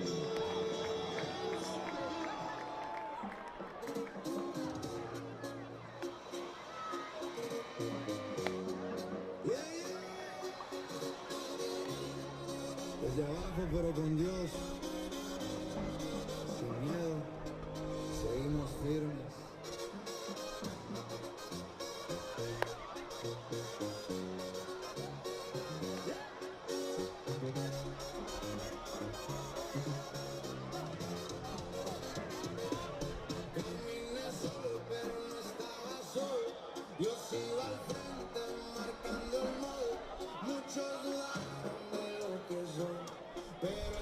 Leading off the ninth inning for Kitchener, designated hitter Josh Williams.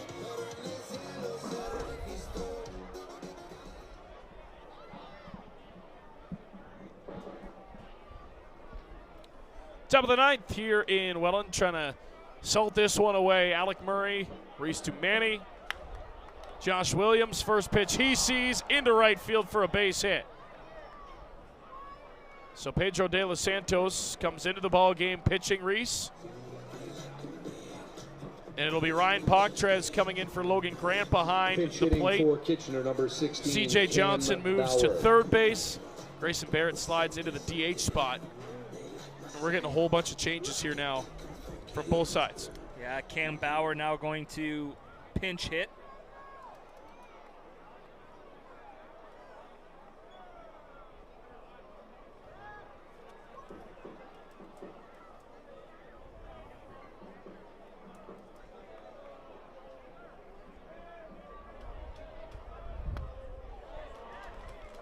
Went around on it. 0-1. Oh, Pedro would love a ground ball here. We got another pinch hitter on deck, too, for Kitchener. That's Trent Lawson. Off the hands inside from Bauer. Man unable to get to it. So 1-2. It appears Lawson will pinch hit for Rafi Gross. Lots of ink tonight, Reese. Yeah. Yeah, the card's pretty full, or the scorebook's pretty full. Had to extend it an inning, too, because of the long seventh that the Jackfish had. Well, they only had 2 hits. Man, that's wild.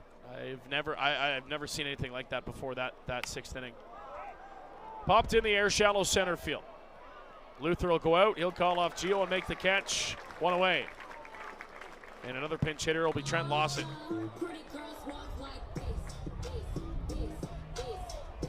That inning, Reese, the Jackfish had 2 hits. The big one from Abe, the 3-run triple.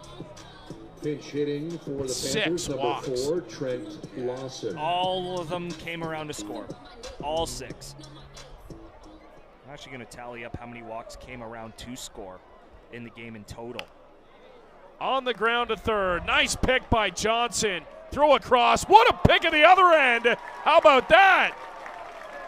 Heck of a play at third base from Johnson on the short hop. Even better play on the other side by Ethan Mann. 2 down. And I like that Johnson didn't try to force a double play there. It does not matter who's at second base. Just make the play at first. Get 3 outs as quick as possible. Because I don't think you were turning 2 there.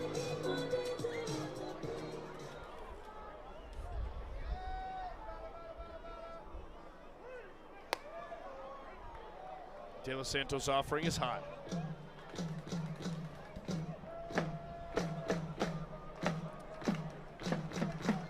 If you don't include Gio Morello getting hit in the second, 10 walks came around to score.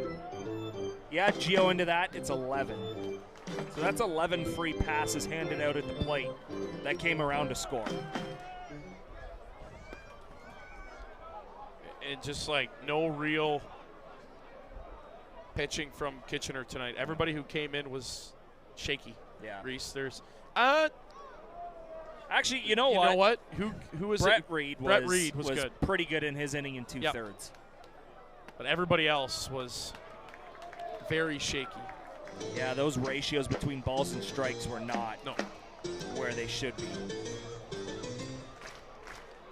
Some with more balls than strikes, some with the difference just being less than 10. So Fuji walks here. Left fielder Matteo Zappieri. And this will bring in Zappieri with 2 on.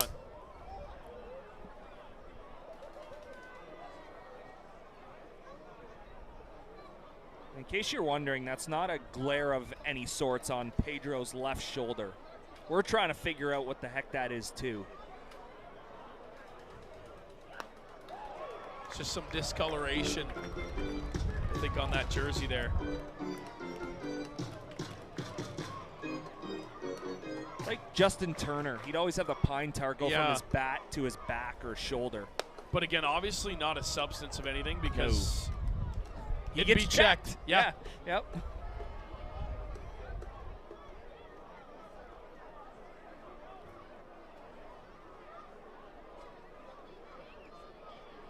Pedro also the bright blue glove.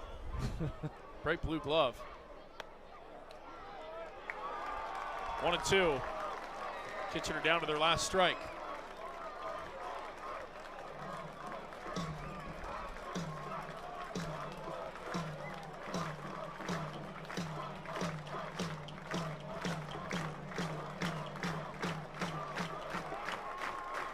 A 1-2 pitch from Pedro. Got him looking on the corner. Zappieri sits down. The final score, your Welland Jackfish As Pedro de los Santos the Kitchener Panthers ends it in the 9th for the Welland Jackfish, who get back in a big way. Having a little fun in the outfield. Gio Morello, Daike Abe, and Justin Gideon on Italian Heritage Night. The Fish get it done, and they get it done in a big way, Reese. 18-2, your final score. Like we said numerous times at the beginning of the ball game, they needed a game like that. And with Kitchener being well out of the playoff picture, you had to win this game, especially after yesterday. Hamilton with a big victory on home field in walk-off fashion, where the Jackfish trailed, came back to lead, but then gave it up in the 9th. You needed a night like this, and the Fish showed up. Like I said, 11 walks came around to score. They made the Panthers pay for all of the free passes they handed out. Carson Johnson tonight was 3 for 3, was on base 5 times, Reese. He was spectacular. Down to the field. Daike Abe, 6 RBIs and a triple on his night. No shocker here, though. It's going to be CJ Johnson as your player of the game tonight. Hold on. He'll get the Gatorade bath. He loves it. All right. Let me catch my breath here. Ladies and gentlemen, boys and girls, your player of the game, Carson Johnson. No? I think you wanted Ryan to get the bath, too. What do you want to say to the fanatics out here? I love it! He loves it. It's a nice for our player of the game, Carson Johnson. He loves it. No, that's one of the most beloved guys in the clubhouse, Carson Johnson. How about that, Reese? And he gets a chance to start tonight, and he does that coming off the bench. Hasn't seen a ton of time this year, but what a ball game from CJ. Yeah, on base 5 times, 2 via the walk, 2 singles, a double. He scored 3 runs, drove in 1. If the score wasn't 18-2, it's probably not a backwards K to end the bottom of the 8th. So Yeah, it was impressive. That's all I can say. That's the best word to describe his night. Jackfish get back in the win column. They move to 2-1 on the weekend swing. They make the trip down to Chatham tomorrow to wrap up a 4-4 on the week and look to move to 3-1. Games they have to win.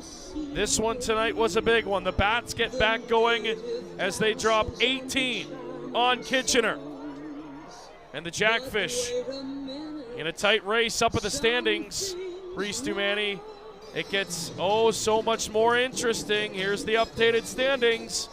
And the Jackfish, for the time being, hop ahead of the Hamilton Cardinals. 1-2 in the standings. Hamilton, of course, with lots of games in hand on the Welland Jackfish, but there's a look at it. Right now, the Baycats would be in that last playoff spot, 22-17, Reese. Only 5 games above 500. Didn't think we'd be saying that mid-August about the Barrie Baycats. No, not at all. They're now 7 games behind the London Majors for first place, so you have to think their focus shifts to hosting the wild card game or trying to not be in it, as they're 3 wins shy of the Cardinals. So they've got some work to do, and like I mentioned earlier, they're going to be a PO'd group after today's game, giving up 12 runs, albeit to London, but they head to Kitchener tomorrow. In a hitter-friendly ballpark with the amount of power they have, they could put up a number at Jack Couch Park tomorrow. Well, you know who else is going to be a PO group is the Kitchener Panthers tomorrow as well. Yeah, could be a perfect storm for one heck of a ball game. A lot of runs due up tomorrow in Kitchener. Main time game, though, London-Hamilton goes tomorrow from Hamilton. We'll be keeping an eye on that one because regardless, you're going to get a loss somewhere in that game, and that's going to be huge for either side. If you're a Jackfish fan, you're probably rooting for Hamilton to lose. But in the same sense, you probably want London to lose. So it's an interesting one to pick. But the other side of it is that one of those two teams will lose tomorrow night. Yeah, you're fighting with, we want first place between, we want to keep home field advantage. That's really the decision there. And obviously you want first place. I'm not saying the Jackfish don't, but at minimum, you're looking to secure home field. So I think London, slight favorite by Jackfish fans that they want to win that game, but it's not really a win-win. It's not really a lose-lose. It's not a win-lose. It's just, let's enjoy a good game, and we'll see what happens. It'll be interesting to see who goes for Hamilton because Boone and Jan already went this weekend, so that'll also play into the cards tomorrow. Nonetheless, Fish move to 2-1 through 3 on the weekend. Look to have a nice weekend as they head to Chatham-Kent tomorrow to wrap up the season series with the Barnstormers. But for now, we'll sign off here from Welland Stadium. The Jackfish, an 18-2 thumping of the Kitchener Panthers. Here from Welland Stadium on Saturday Night Baseball. For all of us here, he's Reese.